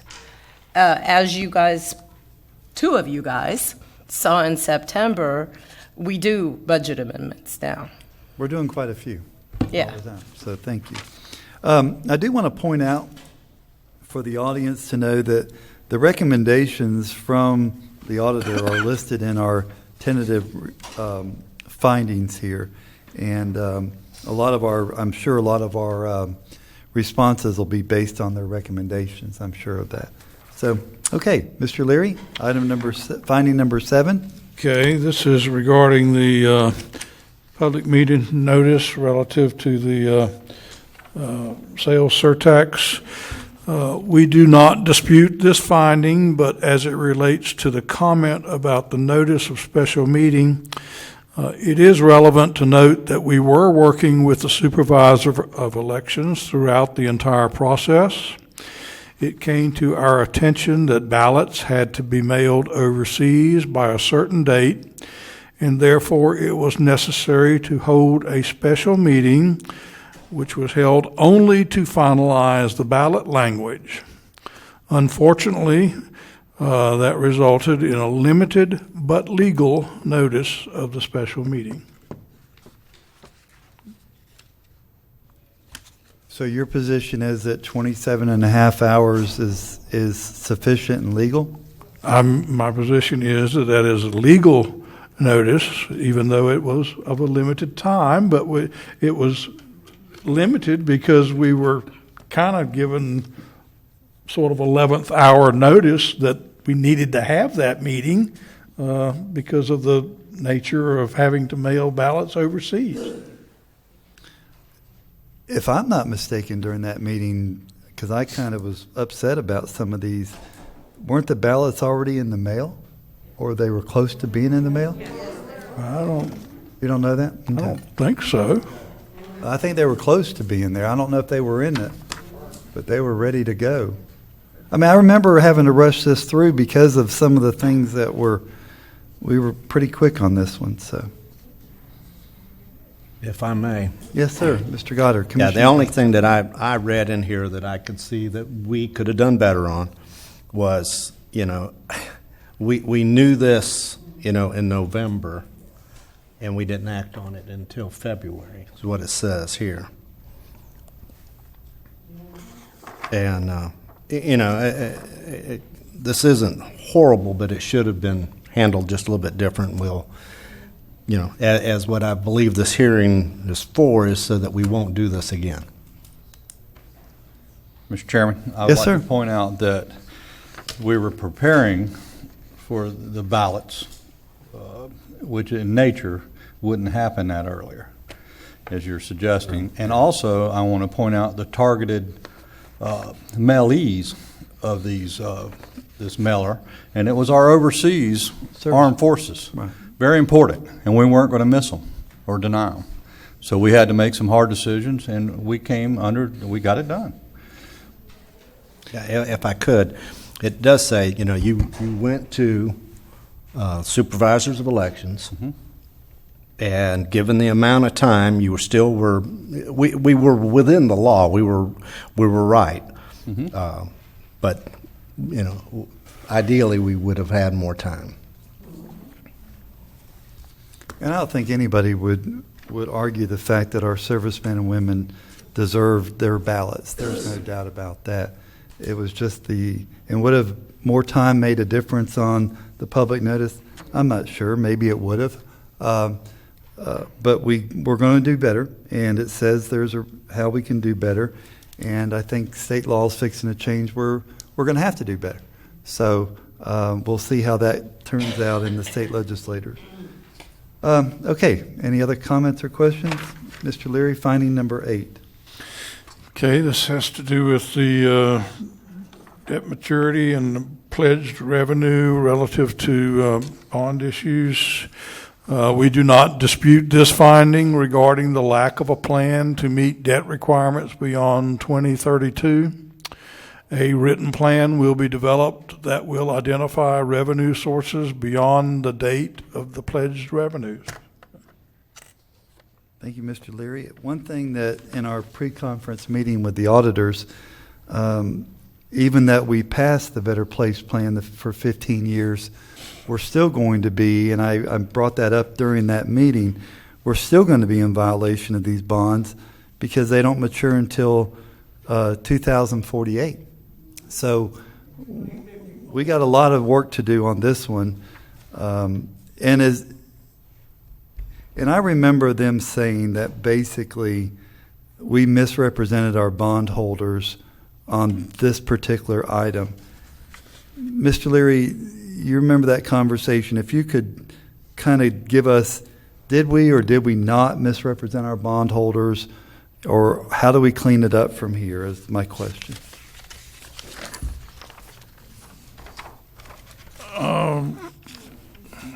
Well, I mean, they've asked us to develop a written plan as to how we're going to identify revenue sources beyond the date of the pledged revenues of 2032, and that's what we're going to do, develop a written plan. May I? Ms. Papel? The thought is that the utility, the economy will have developed between now and then, and the utility will be self-sufficient and will be able to serve its own debt. It's the secondary, where will we get the money if the utility can't serve its own debt, that we need to plan for. And how much are we're taking $500,000 out of Better Place right now, $250,000 each to support the 2 bond. Am I correct in saying that? I know it's 500 or 550, but I don't know what the split is. It's 550. It's 275 Yeah. twice.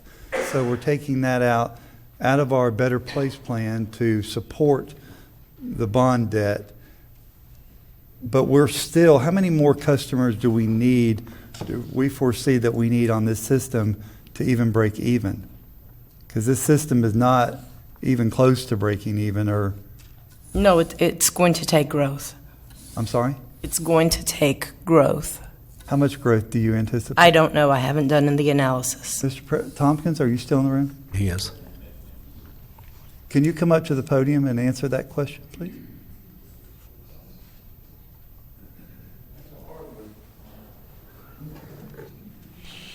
Yeah, I'm assuming you're talking about our water and sewer utilities. Yes, sir. Right now, we have just shy of 1,000 customers. Okay. My understanding is for us to be at a break-even point, we need about 3,400 customers. So that would be our growth projection, try to get to that level so that the utility could become self-sufficient. Okay, And so the wastewater treatment plant has that capacity. We have the capacity. We absolutely have the capacity. We just lack some of the infrastructure to expand our system as growth demands it, as growth dictates it. But we have the capacity to do that. Mr. Chairman, question? Yes, sir. Mr. Lible, thank you. So, Mr. Tompkins, if you would, just simply tell us how much growth would occur, specifically commercial growth, if we don't have the water system. None. Thank you. And where is that? Right now, the growth is in the East Palatka area. The system is in the East Palatka behind the fairgrounds. We know Yes, that. sir. It's the East Palatka. It's a Gilbert Road plant that is set up. We can serve all of East Palatka, the whole 207 corridor, all the way to the St. Johns County line. We have the capability to service that area with the plant, with the RO plant and the wastewater treatment plant at Gilbert Road.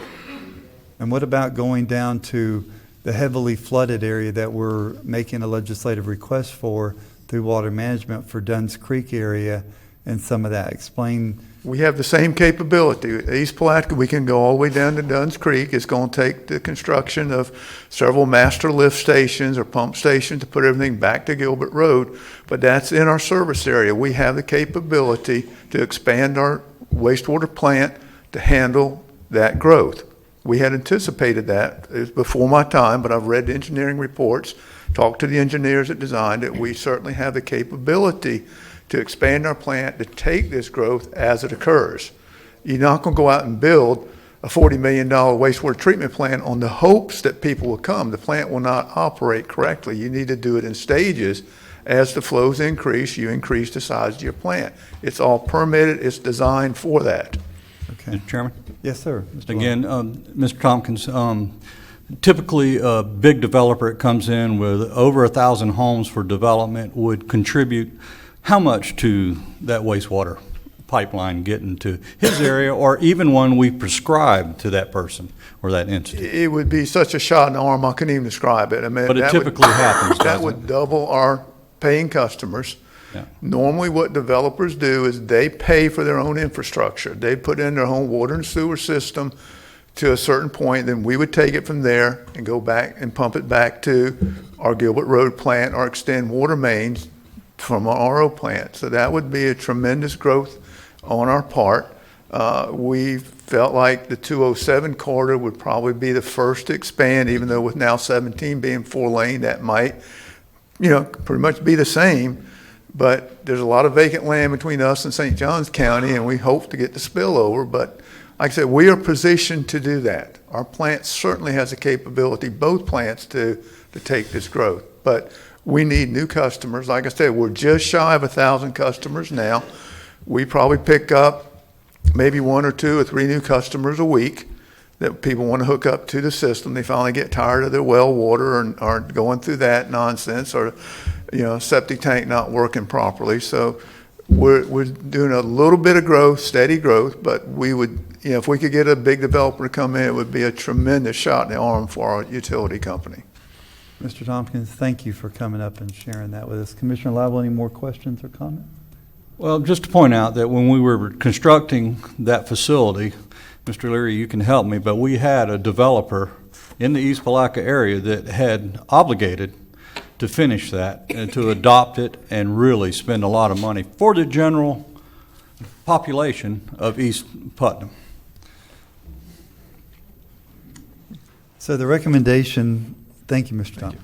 Recommendation, basically, the future debt issues, the BCC should ensure that projected pledged revenues are adequate to meet the debt service requirements. I think that's a given, and we will do better on that. And Mr. Chairman? Okay, Mr. Mayor. If I might, just for the record, the report does not indicate that the county misled the bondholders. That is not something No, that's the in the report did not report. say The report indicates that the bondholders, what was the exact verbiage? The bondholders agreed to the terms. They were aware, and that's something they accepted. So.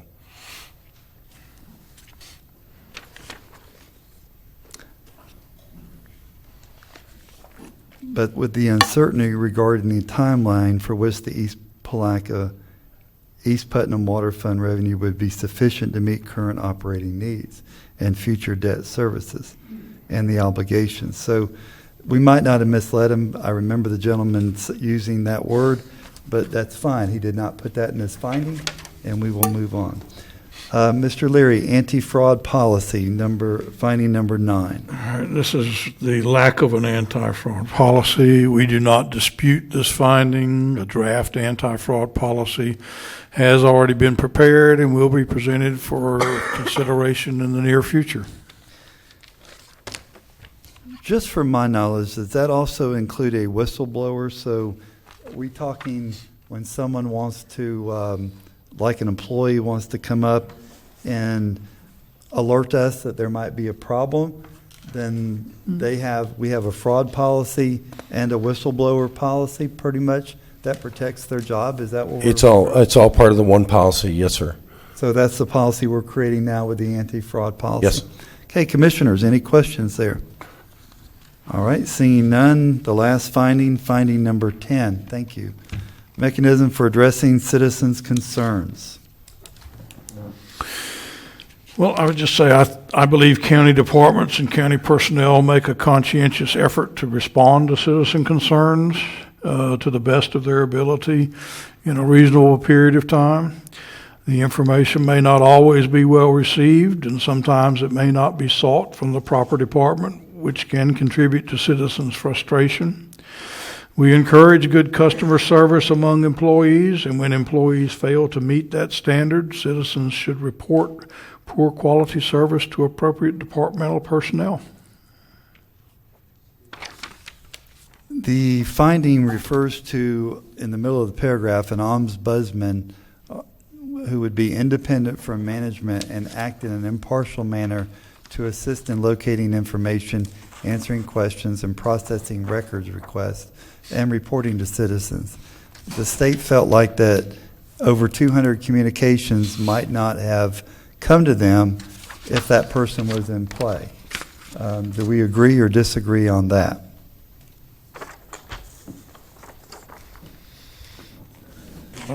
Not knowing the nature of those 200 points, I don't know that we can comment on that exactly. What's your feelings of an ombudsman who is independent from management?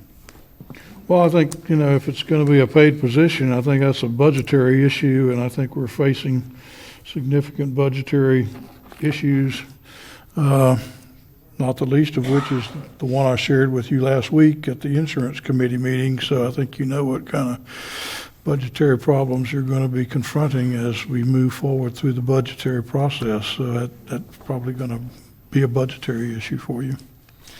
But if it's an in-house move over, that might solve some of that problem. I'm just trying to look at what the citizens seem to be, and the state has agreed, it looks like, that the citizens' concerns weren't addressed in a timely manner. And if we can do that in some fashion, I think that would be a very good opportunity for us to instill confidence back in the citizens of Putnam County. Commissioners, any comments? I do, because it does also state in here that it could even be a voluntary capacity, which wouldn't be any cost incurred to the county at all. But it's a matter of who. Well, we could also expand an employee's duties to cover the scope of this work, too. I don't think it's something that would need a 40-hour week at this point. We don't have a lot of this negotiation going on, and I think we're overthinking it. It's something we should bring up in a workshop in the future and apply some common sense to in our situation, not the state's idea. Yeah, make a lateral move there. Commissioner Pickens, any? You were holding your microphone. Okay. All right. Well, that's the end of our staff briefing. Mr. Chairman. Yes, sir, Mr. Waddle. Our former attorney, Mr. Russ Castleberry, is with us tonight, and he had something he wanted to share. He has another commitment after this, and would ask if you could take him up, or he could continue on. Public comment. Please come up.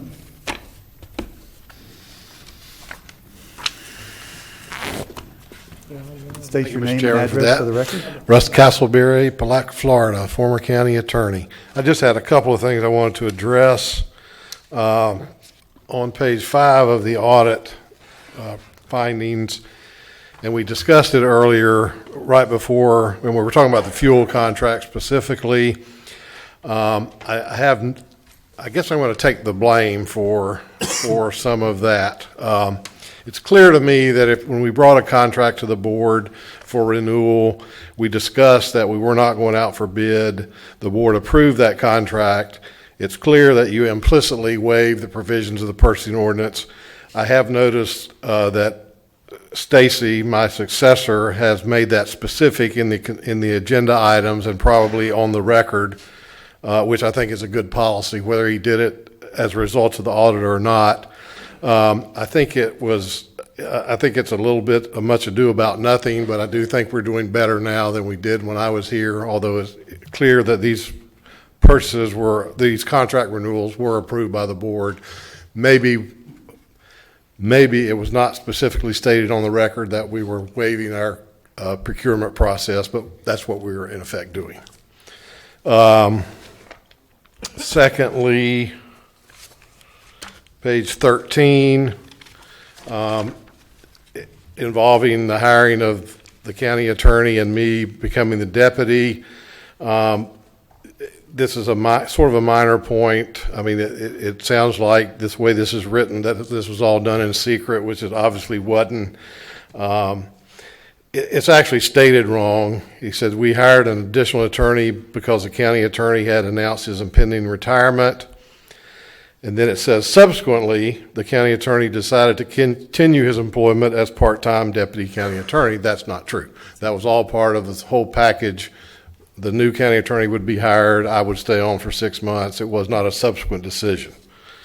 And then finally, Mr. Leary, correct me if I'm wrong, on talking about the pledge of the Better Place, the 2008 bonds and the pledge of the Better Place Plan funds. Rick? In 2008, when we did these bond issues, the Better Place Plan was set to expire when?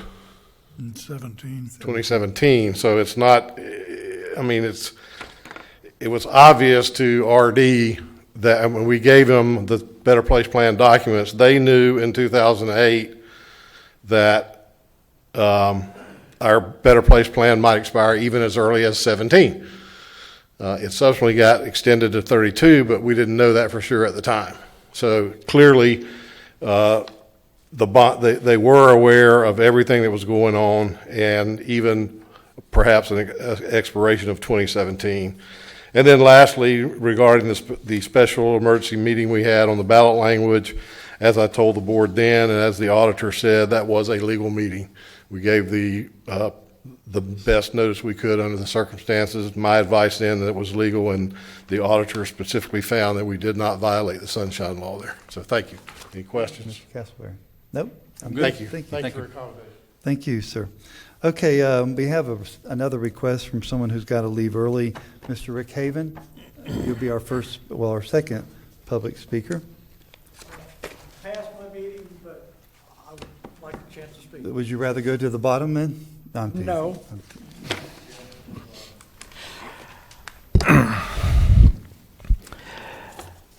The Paleca Daily News and some members of this commission feel that the recent state audit of Putnam County of little importance. A past chairman of this commission is more concerned about the cost of the audit rather than the fraud that is exposed. To me, it points out that a charter county government would be the only manner to prevent any future abuses of this commission. Commissioner Harvey, you yourself testified in Tallahassee to gain this audit and gave credence to our complaints and written documentation. You testified to the overbearing approach of the county administrator, and yet he is still here. It points out the level of corruption that has persisted with the past commissions and the bigger problem, the corruption of those unelected personalities in this county. We have a corrupt quasi-governmental agency charged with the expansion of business and jobs growth that have wasted millions in taxpayer dollars and have thwarted every attempt to get records of the expenditures. We have a member of this commission who knowingly and lawfully took public funds and has thus refused to return them. How can this not be considered abuse of the public faith? Putnam County might well add to its attraction the most corrupt county in Florida, as well as the poorest. Clearly, no other Florida county has been audited by the state of Florida. The process is new, and the ability to correct the fraud and abuse fall to the taxpayers and citizens of Putnam County. According to my figures, this commission has defrauded the taxpayers upwards of $10 million since 2010. I'm exploring a class action suit against this commission as a whole and certain members and employees of this commission to recover those funds. I'm a simple man. I'm 71 years old. I've been a self-employed tailor for more than 40 years. I have a bachelor's degree in history. I have no debts. I've never taken a dime that I didn't earn. My interest in history is the 18th century, the war that set us free from a tyrannical government. The documents are written to create the greatest country this world has ever seen, and the great men that wrote them. I was born here in Florida and returned nearly 20 years to Putnam County to live out a quiet life. Little or nothing this past commission has done has actually affected my life adversely. However, I refuse to stand idly by and allow tyrants in our county government to continue business as usual after the audit has exposed the fraud that many in this chamber knew existed. Until this commission decides to adopt a resolution to establish a charter county committee and allow a citizen committee to appoint no less than 9 of those members, I will use every measure at my disposal towards that end. If this community lacks faith in their government and trust in their law enforcement, how will we handle the political upheaval and immigration issues that plague our country and communities around the world? And listening to the events this evening, I've got a couple remarks. We talked about the construction overruns at Bostwick. It's a systemic problem in Putnam County. This facility alone, $4.5 million over budget. The Memorial Bridge had 8 addendums to it when they put the bike path over it. The jail. There were site problems at the jail that we end up paying for. An extra $563,000 was put on that contract. When I first got out of college 55 years ago, I went to work for the largest contract in the world, Morrison Knudsen. My job was to write contracts for subcontractors working for us. Mr. Haven, we need to wrap it up, sir. We wouldn't have allowed this to happen. The contractors that make those bids, part of their job is the site preparation and know what's there. As far as the parks, Mr. Leary has played fast and loose with the truth. The county paid $338,000 for the survey for that 9-mile swamp and $73,000 in back taxes on the Georgetown property were forgiven, and the payment was made to the lady in South Florida who owned the permits. The debts for the water treatment system, from a paperwork that you sent me more than 2 years ago, those 2 bonds are 2049 and 2054.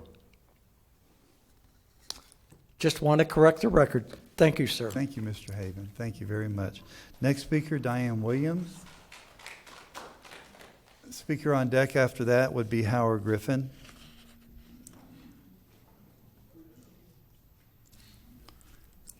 Ms. Williams, state your name and address for the record. Diane Williams, 109 Westlake Drive, Hawthorne.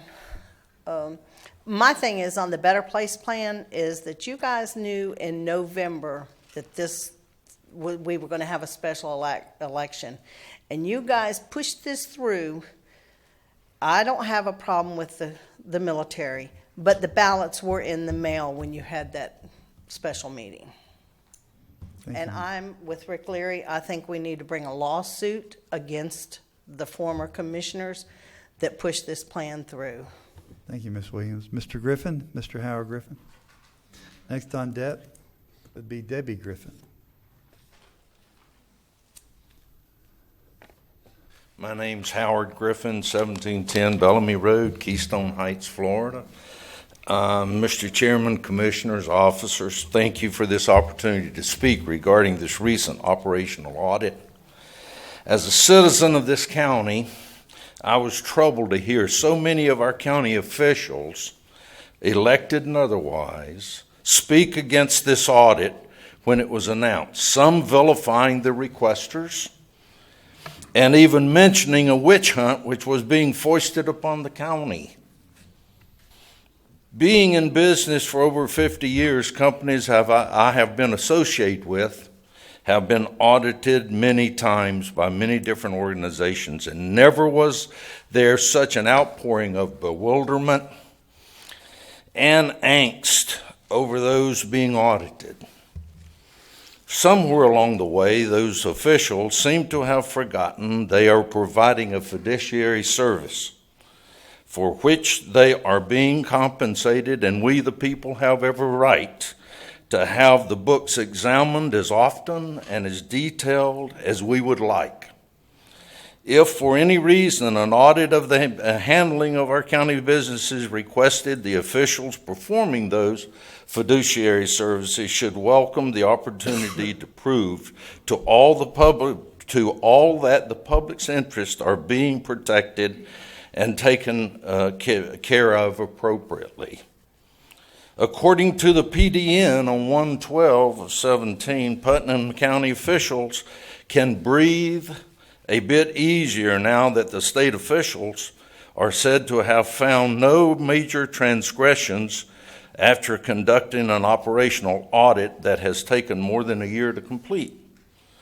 From what I have read, the clerk's office and the sheriff's office came through the process without comment, for which they should be congratulated. The BOCC and county administration did not fare so well. While no fraud, corruption, or criminal activities were charged in the audit, 10 findings were noted and should not be lost in the jubilation that people's worst fears were not realized. In other words, no one is being charged or going to jail for their actions. But I think you would agree with me that the quality of the work being performed is certainly questionable. Things such as the BCC not always following required competitive procurement procedures for purchases. I know we heard a lot of issues here being discussed back and forth, but specifically found issues related to the procurement of insurance, vehicles, road services, cadaver transports, and so forth. No bids for health insurance since 2009 and 10. Now, you can tell me as much as you want that we've got the best deal in town, but I don't know how in the world you're going to know that unless you put it out for bids. And by the way, that is the law, that's what we should be doing. The BCC not following the most effective process for selecting the construction site or for soliciting and negotiating the services to construct a fire station. Another one, the BCC not adopted policies and procedures for effectively monitoring vehicle usage and fuel consumption. In the Navy in 1960, we had boards that we filled out every time that vehicle moved. What in the world is wrong with that? I think I need an accountability. I see these vehicles everywhere. And I'm just saying, you should be able to log where these vehicles are going, etc. The bond issues where we're obligating money so far out in the future. And the revenue source was insufficient, according to this report, as of December 2016 to satisfy that. BCC had not established an anti-fraud policy for mitigation, detection, and reporting of suspected or known fraud. The auditors admittedly did not feel these findings should be placed under the charge of fraud, corruption, or criminal activities, but their comments there, they are pointing out things that were terribly mishandled and require attention. And no, I do not think these findings are frivolous or the type of findings that show up on most audits, as I've heard explained. I take exception to our county officials acting as though this audit is proof of a clean bill of health. There are numerous red flags here that should be treated as such. We have every right to expect the highest level of management, expertise, and financial controls to be demonstrated in the way our tax dollars are managed and spent.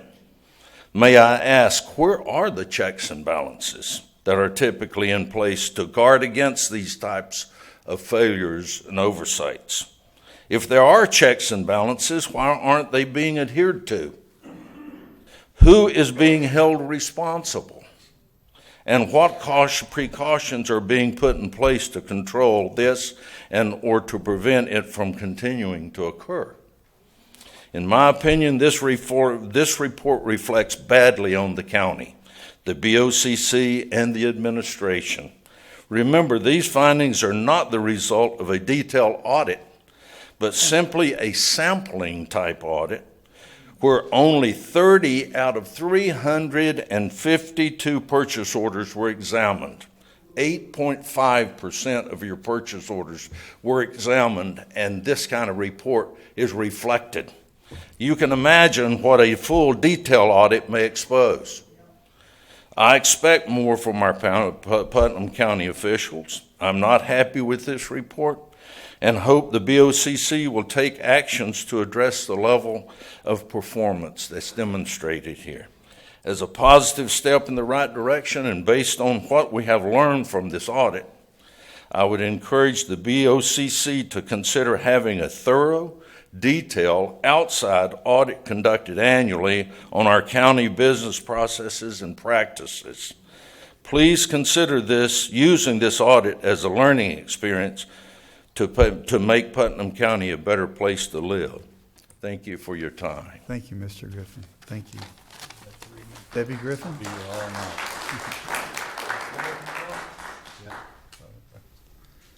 3 months. We did 4. We're trying to keep it to 4, and I understand the dilemma, but Ms. Griffin, go Tell right me when the ahead. button's pushed. I want to make sure I get my time. Got it. My name is Debbie Griffin. I'm at 1710 Bellamy Road, Keystone Heights, Florida. I'd like to say good evening, Mr. Chairman, Commissioners, Putnam County officials. Thank you for the opportunity to appear here today.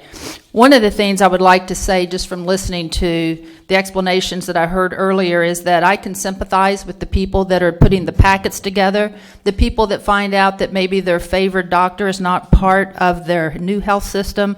But I would point you to the audit report that says, in response to our inquiries, BOCC personnel indicated that although they did not request bids for health insurance, they analyzed the market for that area. They documented communications with other governmental entities regarding their recent group health insurance renewals and used an informal quote process. However, such actions do not demonstrate compliance with the state competitive bid requirements for procuring health insurance. Now, perhaps Mr. Manning knows that Putnam County is not subject to the state rules, but that's what the audit report says. I would also like to tell you that having been a chief financial officer and a CEO for a surgical instrument company in Jacksonville, Florida, that I would be embarrassed to receive a report such as this. It was my policy to keep the corporate records in the best shape I possibly could, and I never failed to produce records when requested or documentation required to support expenditures. Furthermore, I never created a budget that I failed to adhere to or pledged assets that I did not have, or that the company did not have. I would also like to say that having been audited by the Internal Revenue Service, the Department of Revenue agents for over 48 states, the Food Drug Administration, a full disclosure audit performed by an acquiring corporation, and for every year for 19 years, I had an independent accounting firm that produced a certified audit for the owner of the corporation and the bank that extended company credit. I was never upset, concerned, or intimidated by having these agents look at our corporate records and books. In fact, I saw this as an easy way to get an atta-girl, and I relish the positive comments that were made by every auditor I dealt with. Keep in mind, one of the first red flags any auditor looks for in an audit is a lack of cooperation, obfuscation, and obstruction by management and employees. When an audit report contains a clause pertaining to implementation of a fraud policy, I believe that speaks volumes, and I would not call this a win or a good audit. And furthermore, I would suggest that the BOCC adhere to its own policies and procedures, and perhaps the citizens of this county would not feel the need to request an audit. If I were asked to submit recommendations for a company that received this kind of audit findings, I would recommend the following. 1, adopt a written accounting policy and procedure guidelines with penalties for failure to comply. 2, set a zero tolerance level for anyone who circumvents the procedures and does not follow state and county regulations. 3, hire an independent certified public accounting firm to perform a certified audit every year and publish the results on the county's website. Just keep in mind, this is not your money, this is the public's money. You have a fiduciary responsibility to the citizens of this county, and even the appearance of inappropriate behavior is unacceptable. We can and we should strive to be better. Thank you. Thank you, Ms. Griffin. Appreciate it. Mr. Jeff Rawls, you're next, and Faith Sparkman, you're on deck. Jeff Rawls, 1100 Carr Street. Good evening, gentlemen. Two very tough acts to follow here. I want to comment on some of the things that I heard regarding the fire station in Boswick. I don't think the truth, the whole truth, and nothing but the truth was spoken. I think there was a lot of untruths that were left out.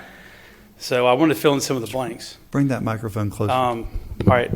Part of what I didn't hear discussed was the fact that the same architect and the same contractor couldn't build a pre-engineered metal building warehouse at the EOC a couple of years before for less than $500,000, but they thought they could build an entire fire station, including the infrastructure and the parking lot that goes with it, for $350,000. So I would encourage you to look into that. I'm referring to the EOC warehouse. It was bid out not once but twice because the first time they had the same problem they did with the fire station, and that is that the architect was ill-prepared, did not know what true cost of construction was, and he pulled together a budget that was short. So as soon as it was bid, it was over budget. They put it out for another round of bidding.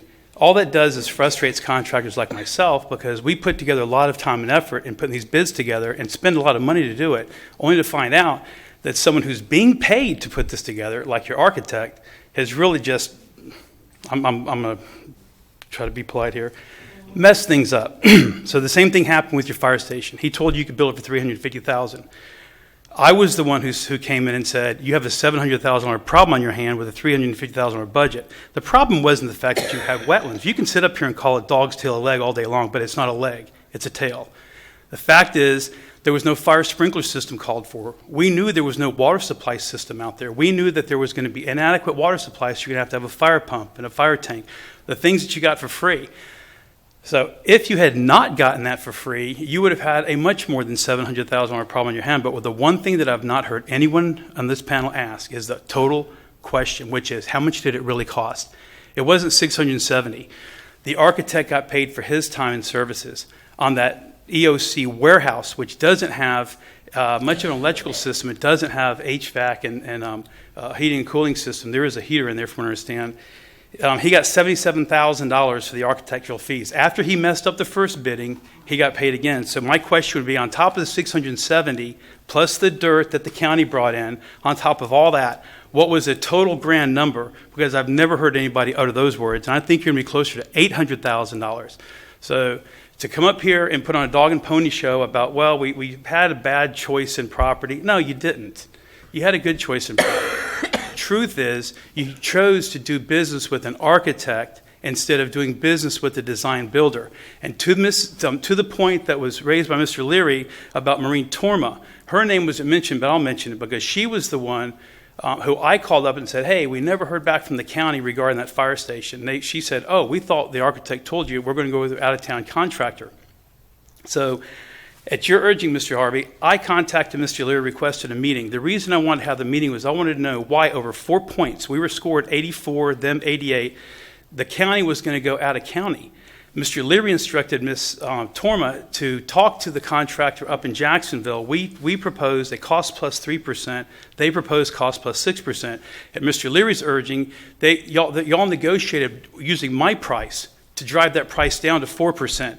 That is illegal. Ms. Torma told me then that she was stuck between a rock and a hard place. And to this point about the General Services Director having the one and being responsible for all this, I went to the county's first attempt at a design build pre-bid. Every question I asked, someone turned around to ask Mr. Leary the answer to the question, because he was the nut behind the wheel. He was the one who put this together. He was the one answering questions. The general services director, the building official, nobody that was there had the answers, only Mr. Leary. So what I would beg this commission to do is put together a citizens advisory task force to not only investigate this one item, but also your water and sewer system.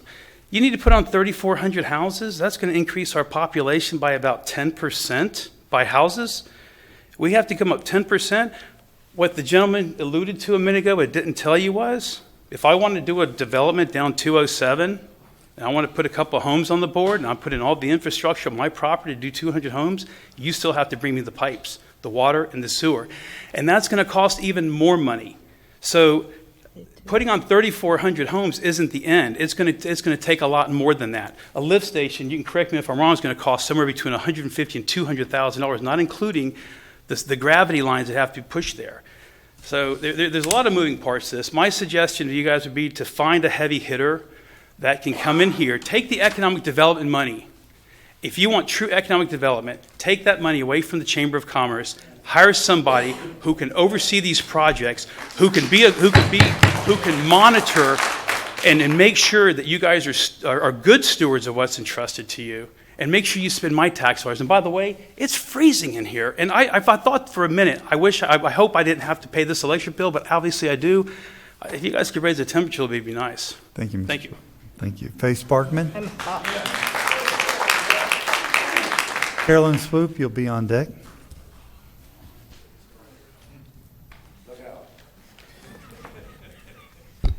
Good evening. Good evening. To the audit. First off, I found out from the state we are not charged for the audit. Second thing about an audit is I've been through a federal audit. I've been through state audits for 10 years in a row when I worked for Martin County School Board. If you have your employees do their paperwork every night, you're ready for that every day. Try a federal audit. It's fun. And when I moved here, I didn't think I was going to go back to work, but I went to work for Palaca Ford.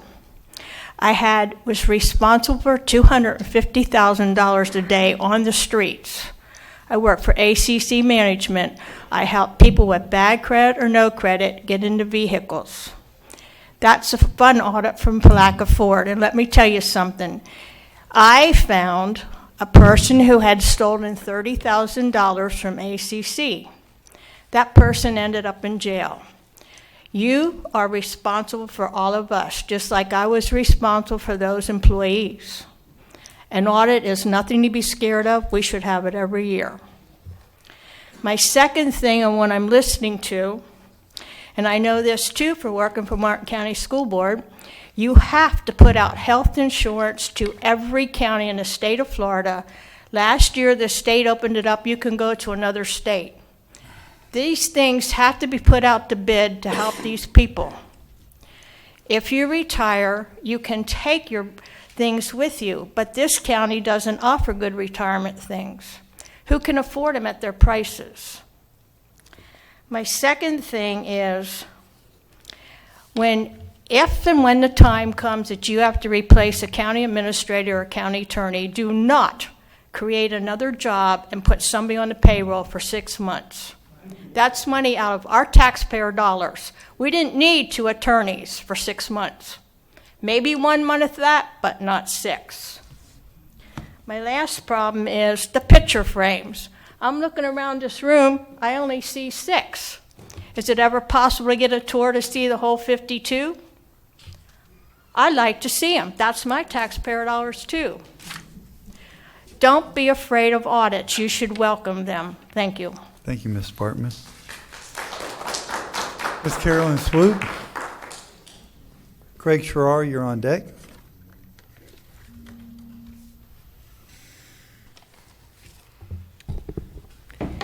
Good evening. Good evening. Carolyn Swope, 137 Oak Crest in Olacan.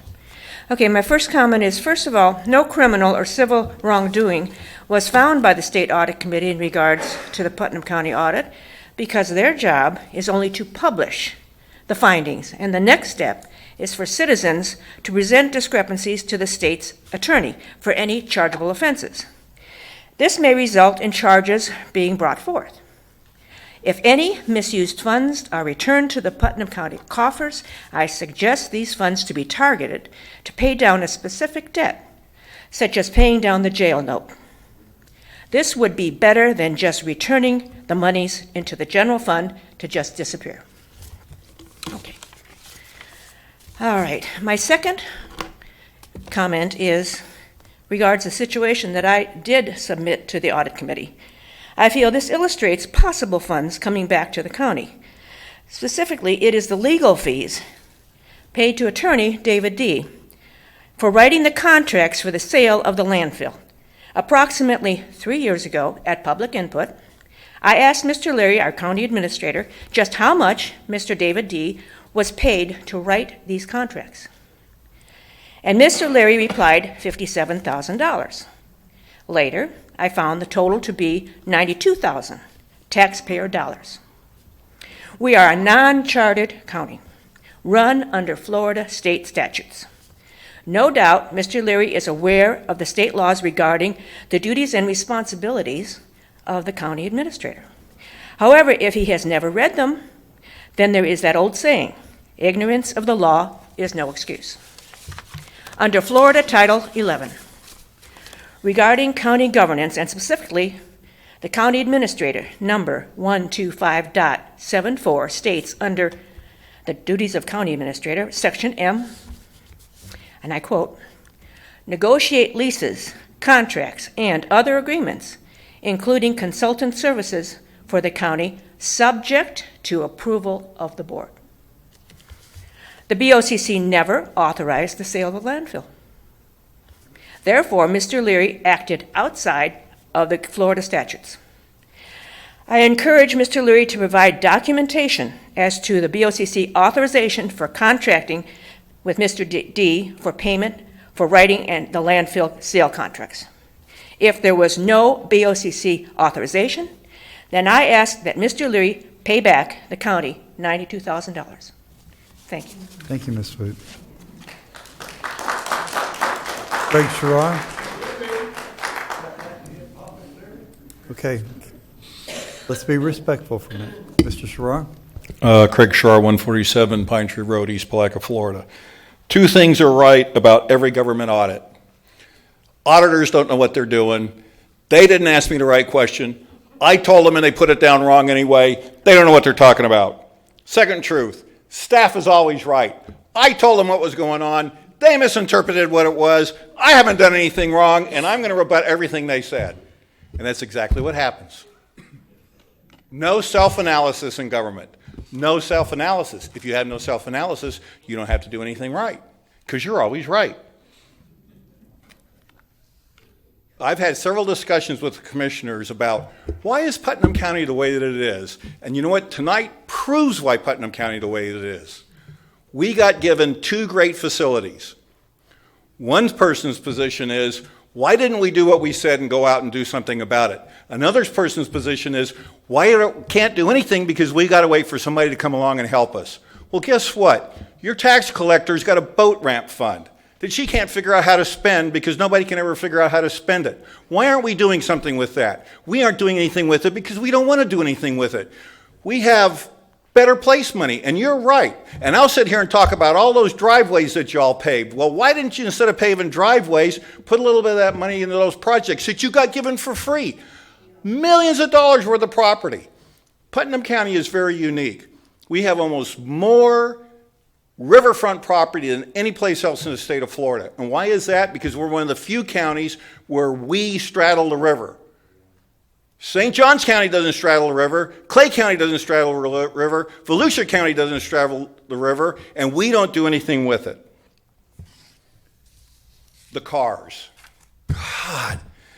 There's a thing called a hum that you can buy from Verizon, and it will tell you where your car is, how far it's going, and how fast it's going. 15 years ago, I won a court case because a client of mine had GPS trackers on their truck, which proved that they were delivering what they were supposed to be delivering when they were supposed to be delivering it. Why don't we have that on our vehicles? First of all, it's a safety matter. And you know what, I'll bet this. The second you guys propose to do that, you're going to hear more screaming than you've ever possibly heard, because the people using those vehicles don't want you to know where they are. But in this county, you need that, because when some officer is out in the middle of nowhere in this desolate county and something happens and he can't get a hold of anything, you could ping that car. But you know why they don't want it? Because it'll happen as what happened in my city of South Miami. One of our cops took a take-home car to Pensacola and got in a wreck. Now, you want to fix the problem? That's how you fix it. Real simple, real easy to do. It'll tell you everything that's going on. Let's talk about the fresh water system for a moment. And you know what? This is exactly, institutional history has disappeared, because nobody in any of those seats, except for Mr. Leary, was here when the fresh water system went in. Well, it was going in next to me, and I fought it. And I came before the people who were commissioners then and said, only in Putnam County will a fresh water system be paid by the county for the developer. Because everywhere else in the United States, when the developer wants to come into town and they need a fresh water system, the developer pays for it. And everywhere else in the United States, the developer pays for the sewer system. Go back and look at the Riverbend Agreement. After they built so many houses, then they were supposed to kick in for it. Now, y'all can forget about the developer paying for the water system or a sewer system. You know why? Because most places make the developers pay for it with impact fees. And your impact fee for your sewer system is $0. I'll wrap up real quick. Thank you. I do a lot of contract work, used to do a lot of contract work with contractors. I have never seen, and everybody talked about it, when there is a change order on a contract and it's more than a certain amount of money, that change order should not be approved.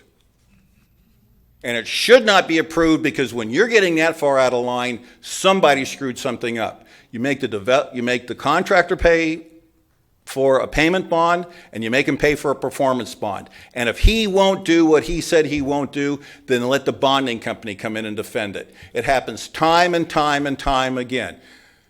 I don't remember if Chip was here, but he may not have been. There was the big dirt issue out about the landfill. The contractor that won the contract bid the price below and had a change order that made him the third most expensive contractor. And you know what? Instead of people sitting there going, you wrote the contract, you deal with it, they came up with every excuse in the world about why they shouldn't have to do that. You don't sign off on change orders. Some little things, yeah, there is. But when they get up to a certain percent, we shouldn't be signing off on those change orders. Finally, I'll wrap this right up, which is this. It's really good that people come before you and say, we didn't have the competitive bid because I saved $100,000. Well, first of all, if you don't like the competitive bid system, then you need to go find another job, because that's government. 14 years and no competitive bid. Well, what I say to you is, I did such a great job that I saved $100,000. Gee willikers, maybe if you had competitive bid, you would have saved $200,000. Thank you very much. Thank you, Mr. Schroer. Mr. Tim Hotelin. And on deck is Doug Hayes.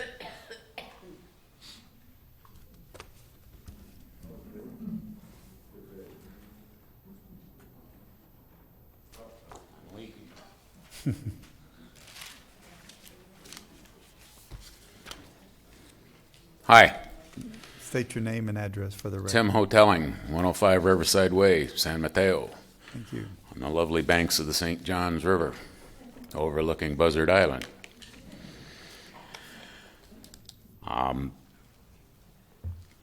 Most of y'all are new. Haven't had the privilege of some of the experience, so you get to hear a story. I came here a couple years ago at the time of the Mount Trashmore Great Landfill description, and I came and looked at the county council stuff going on.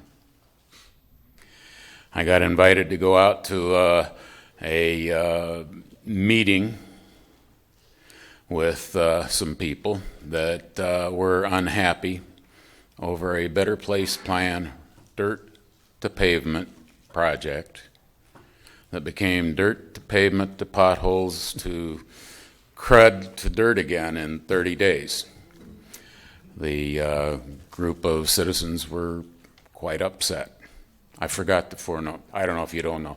I did cops and robbers for 30 years, so I put a few people in jail, and including contractor fraud. People were rightfully unhappy, my opinion. I was shocked to encounter a retired Volusia County deputy sheriff that told me that he firsthand witnessed the county's contractor when, for whatever reason, 864 square miles here, we had one inspector. And to do road work right, you have an inspector on duty all the time and all of that, but whatever. The inspector had gone out there, he approved the paving of a section of road, and there'd been previous problems with the quality of the lime rock and whatever. It was sort of important. The inspector said, okay, you can pave that. As soon as the inspector left, the contractor had a front end loader come in and scoop up the lime rock and move it to another section of road, and he laid asphalt down. Coming to the end of this construction story, and it's been sort of worked out, but it was a 2-year process of a lot of yelling and screaming, which included myself going to a bunch of the road meetings where I watched the DPW director, former, not press, explain how his process of resolving these problems was to have conversation with the contractor, no letters, but he took pictures. The only problem with that is the contract specified that only he could bring issues to him, and the mechanism that had to be brought to him, it had to be in writing. But there were no letters of complaint. I, at that time, asked the county attorney if he had a litigation file ready to enforce the contract. And that surprised him all to heck. I went out of town for a month and a half, came back, and lo and behold, it's the same thing at the next roadworks project. Same questions. What's going on? Well, we took pictures. We get any resolution? No. Mr. Administrator, Mr. Attorney, do you have a litigation file? No, as the heads bowed. Nobody brought this to my attention. The next month it was the same scenario. Nobody brought it to my attention. I, as a citizen, attempted to bring it to the attention of the Florida Department of Law Enforcement for contractor fraud. I didn't have standing. It required somebody from the county to pitch a bitch, but it had never been brought to anybody's attention, so it never happened. Subsequently, we showed that there was elevation stakes that were knocked down. They built the road where they didn't want to. Poor people out there that had been living for 30 years without having any problems, all of a sudden when there was a rain, their garages flooded. It was a big mess. There was no management oversight. There was no management reaction. And for this reason, I've delivered to you all packages of documents. I strongly advocate and strongly hope that you will consider something similar to what's in Lake County. It's Office of Inspector General. Bearing in mind these 200 complaints that went into the auditors, a vast majority of them originated from employees. You need to have it so the employees can get that information to somebody who has the power and authority to ask questions, somebody that has the right to take a matter to prosecution and put thieves in jail if they need to go in jail. Inspector General would also act as an ombudsman if there's a complaint brought and there's a legitimate reason, and there's a lot of this going on. You know, it just doesn't sound right, but it can be right. They could take care of that. The whole point of my story, and I'm sorry to drag you on, but there was no mechanism. There was obvious contractor fraud that went on where the victims were the taxpayers. The matter wasn't investigated. There wasn't anything prepared for any kind of litigation. County went out and paid $10,000 and bought a coring machine and played patty cake. Mr. Dillon, we need to finish up. Thank you. Thank I you. would advocate us. Thank you, sir. Inspector General. Thank you very much. Mr. Doug Hayes, if you'll give that to our clerk, Mr. Hotelum, we'll get it from there. While Mr. Hayes is coming, this is our end of our blue cards. Again, you don't need a blue card to speak, but we will be trying to wrap this up. I'd like to get done by 8:30 if we can possibly do that. Mr. Hayes, you have the floor, sir. They're all bumming. My name's Douglas Hayes. I live at 1336 Highway 17, and I'm long-winded, so I hate this meter. Let's talk about accountability. The two accountability for the reason you're in this dilemma, you have the comptroller and you have the county administrator. Those are the checks and balances to keep you guys from overspending and goofing up. And then you have the county attorney. What has happened is the county administrator, who is a fiduciary, instead of saying, whoa, whoa, whoa, we can't do this, he's devising these ordeals. The county attorney is helping him to devise it as how he can skate by the law. So first question I have, are you still on contract? Mr. Hayes. There's an employment contract that the county administrator is supposed to have. You'll speak to And so if you are a man of integrity and you were a fiduciary, I would think for both parties you would demand that contract first before you did anything. Where's the integrity in the individual that does not want to play by the rules? As far as a charter, if we simply abide by Florida statutes, we don't need a charter. Charter is nothing more than a homeowners association on steroids. It's rules on the rule players.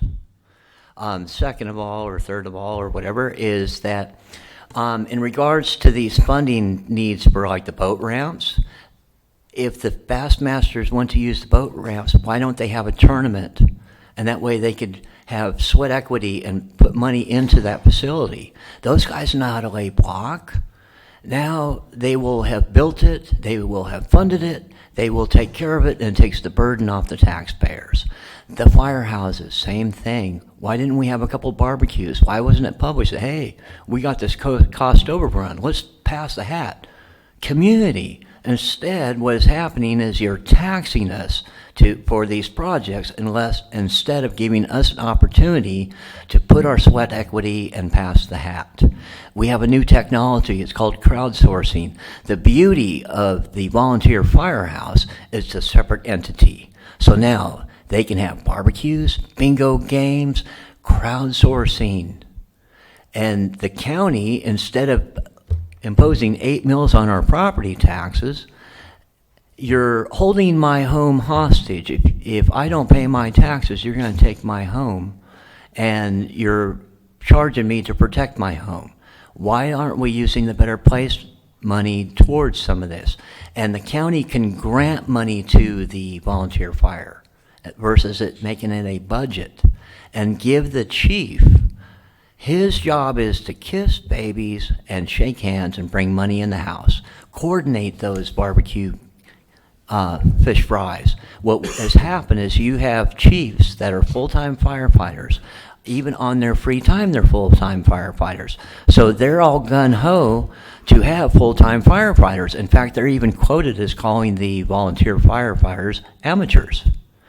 There's where the problem lies with your fire department. The chief should be kissing babies, shaking hands, and hiring and firing. You have a paid individual that's supposed to be the recruit coordinator.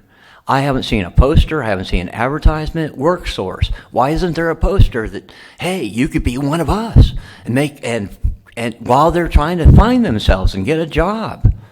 There's no community. Thank you very much. Thank you, Mr. Hayes. Again, that's the last. Fire the county administrator. Thank you, Mr. Hayes.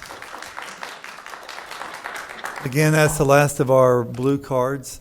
We are going to cut this segment down to 3 minutes, and we're going to keep track of it. So if you haven't had a chance to speak and want to, please come up. We are going to try to end this meeting close to 8:30 as possible. Mary Kay, you had your hand up first, so please come up and...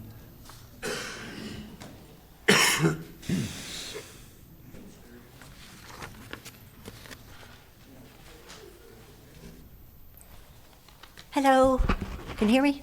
Please state your name and your address for the No? record. Okay. My name is Mary Kay Engelking, 107 Dinkler Lane, Palaca, Florida. Lived here 27 years, and this is my home. Excuse me. How I got involved in regarding to the culverts, driveways, the tree cutting, Putnam County and Freely was I wanted to put a culvert in my driveway. So there is a process you have to go through. So I went to planning and zoning. You have to pay $100 for a permit. You have to hire an engineer or a contractor. They have to set it. They work with Public Works. Public Works comes back out and makes sure everything's fine. Now, this is just a small little culvert. That was going to cost me $1,800. I said, no, I don't think so. And then that's when I found out about the free culverts and driveways and tree trimming, et cetera, that was going on in the county. Now, this is the county ordinance. It's been around for a very long time, and a lot of the commissioners at the time didn't even know about this document until finally it became a very interesting subject that we're supposed to, or the county is supposed to go by, or Public Works, I should say. This was put together in 2009, June. Mr. Hammonds was on board with this one. Putnam County Planning and Development Service. When dealing with the public regarding information or application for driveway permits, please remember to advise them that the county does not pay for anything related to the installation of culverts, driveways, or any pavement. The applicant is solely responsible for any cost and installation relating to the construction, maintenance, and replacement of driveways within county right-of-ways. Any such work done in the county right-of-way must meet county standards and subject to inspection. In the past, the county routinely paid the cost of replacing damaged culverts.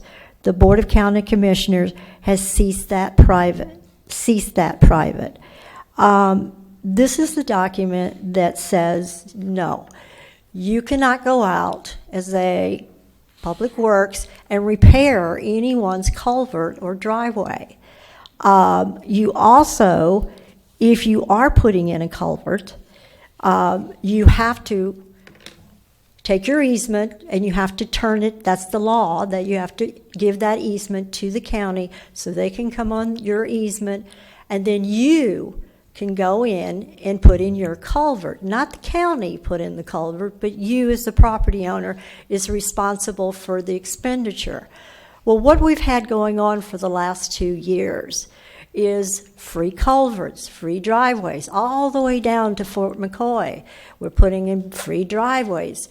We have no information with the Planning and Zoning Department. We have no information, what is it called? It's scheduled for the appointment of going out and putting in a new culvert. None of those documents were available because I asked and looked for them. I would had to sign all those forms where they were going on in our county, all these free, which it came up to what, 19 and 45,000.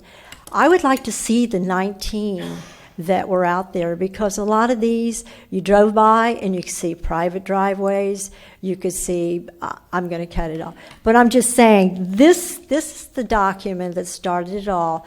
We are not, or you are not supposed to repair any private culverts, driveways, etc. Thank you. Thank you. Thank you very much. Okay, anybody else? Mr. Spell, hang on just a second. Come on up, sir. Please state your name and your address for the record. Thank you for your service to our country, too, sir. McKinley Evans Jr., 154 Huntington Shortcut Road, Crescent City, Florida. I'm not going to go through everything that everybody have already spoke about because I think it's very clear. But the one thing that we just want to remind you guys, that we are the taxpayers. We pay all of y'all salaries. And we're going to be looking at you all individually, holding you accountable for what you do for the taxpayer. Thank you, sir. Thank you. Mr. Spells, you had your hand up next. Mr. Spell, I'm sorry. John Spells, 106 Citrus Lane. You know, I've been sitting here at this meeting and I kind of feel offended because throughout all this time, you know, I've been sitting here listening to all this here bubblegum wrappers being put on candy. But one thing that kind of bothered me, and no offense, Mr. Press, there's so many culverts in East Palatka that's collapsing and falling in. You got one right on Sweet Gum. They paved that road with that bubblegum-like asphalt about 3 years ago, and there's a pothole on the right-hand side. But for him to justify the culverts that I've known wasn't in these places, you know, to come in here and justify his finding, it really make me feel naive because on Cracker Swamp Dirt Road, where they put that one culvert in, it never was a culvert there. You remember that day on the end of Cracker Swamp, Mr. Harvey, on that curve where there wasn't nothing? That pipe is collapsing. They didn't even worry about that one. And right around that curve, there's a small culvert under the ground with dirt that they keep grading over. It was like that there for over 2 or 3 years, but in certain areas for certain people, they can just make a phone call and they can get a culvert put in. They ripped the whole road up over there on, I can't even think of the name of the road, but in other words, when they replaced the culvert, they went 20 foot beyond where the road was. So now you justify that extra 20 foot of culvert that you added to this ditch in order to give a farmer access. So, you know, like I say, I'm not here to bash him, but, you know, for people with common sense can see what's been going on, and I hope with a new board we can kind of stop a lot of this, because if everybody else got to pay for their culvert, then let everybody pay for them. Thank you. Mr. Spell, thank you. Ms. Janet, come up, please. Janet Smith. If you will, state your name for the record.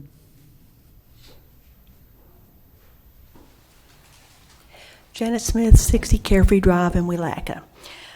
Obviously, I don't have time to set the record straight on some misrepresented facts, but I do want to throw a gauntlet down here, guys.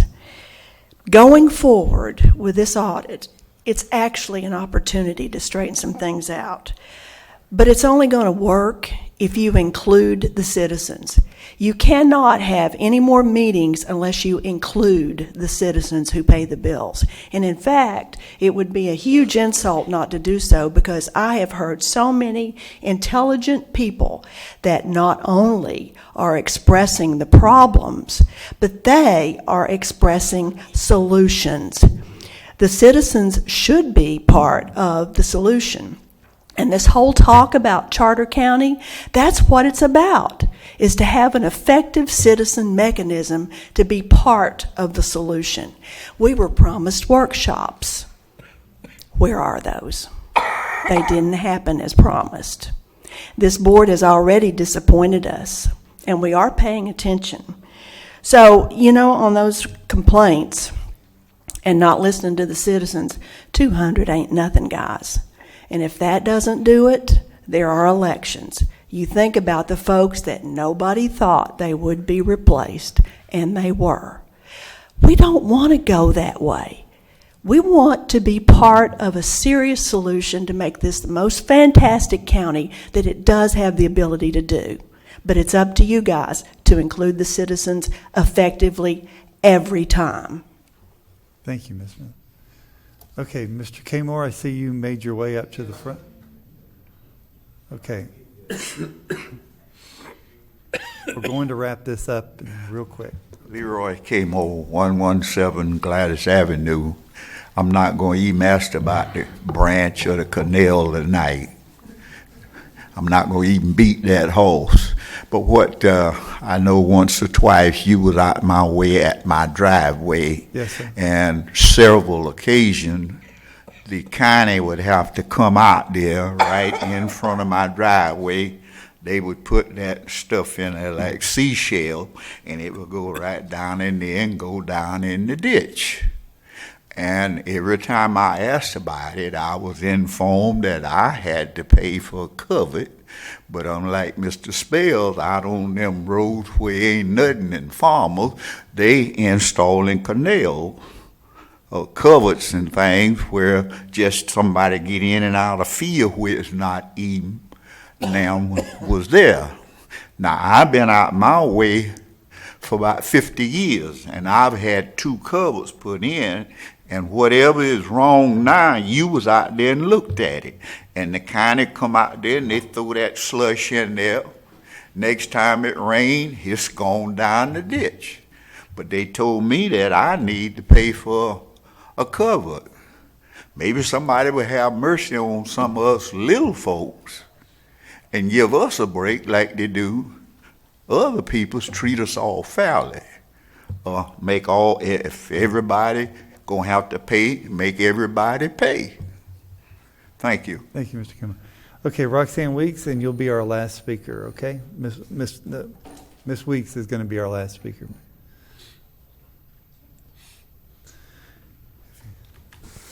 Roxana Regan Weeks, Palaca, Florida. I've heard a lot of shirking of responsibility, accountability. This is it, guys. This is seriously it. Okay? We can go forward and improve and survive from now on, or we're not. We are teetering on the edge here. And, you know, it's simple things. Just, you know, we have some big management problems.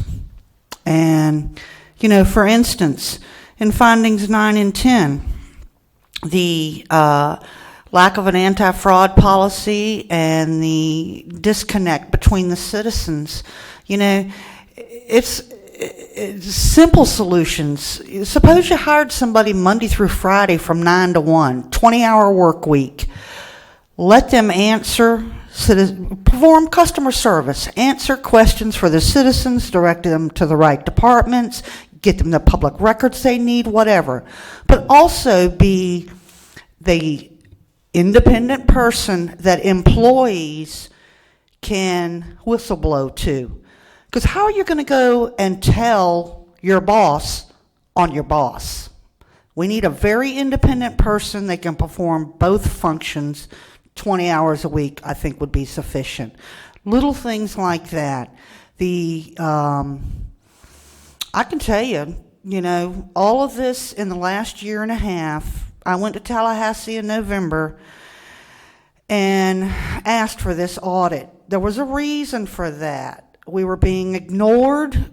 We were having smoke blown up our backside, and we're just not going to listen to any more of it. It's that simple. I mean, you know what needs to be done. It's spelled out for you. The mechanisms are available, and they should be done. Because if they're not, we'll change things again next year in the election. And like Ms. Smith said, you know, it really shouldn't have to come to that. But we have to, in order to survive and for everybody to be safe and afford and do well in this community, it has to be equal. You can't treat your friends and give them free culverts and whatever else when you're taxing this poor person over here. It's just, people aren't going to put up with it anymore. It's that simple. Thank you. Thank you, Ms. Weeks, and we appreciate all the comments tonight. We appreciate your willingness to sit here, and I think it's been a very productive meeting. I do want to congratulate our board for doing this meeting in the evening time so more citizens could attend. That was I thought, a very accessible move on our part. Having meetings at 9 or 2 prohibits some people to be in this room. And for this commissioner, I'm sure other commissioners feel the same way, I'd like to see this room packed all the time with our citizens who are our employers. So we're going to have closing comments. I'm going to start to my right. Commissioner Lible. It's been a long evening. I'll just leave it at let's take what we've heard and learned through experience and apply it. Thank you. I agree. Commissioner Goddard? I think it's been very productive. I always relish hearing from what everyone has to say, and I'm thinking we are moving in the right direction. Commissioner Pickens? Mr. Chairman, just thank you for having this meeting and for staff for being here, and especially for the citizens out here with their suggestions and concerns for the future of Putnam County. And I just appreciate all the input and look forward to moving on and making some corrections and putting this behind us. I agree. Honorable Tim Smith, would you have any closing comments, sir? No, Mr. Chairman, I'm good, thank you. Okay, thank you very much.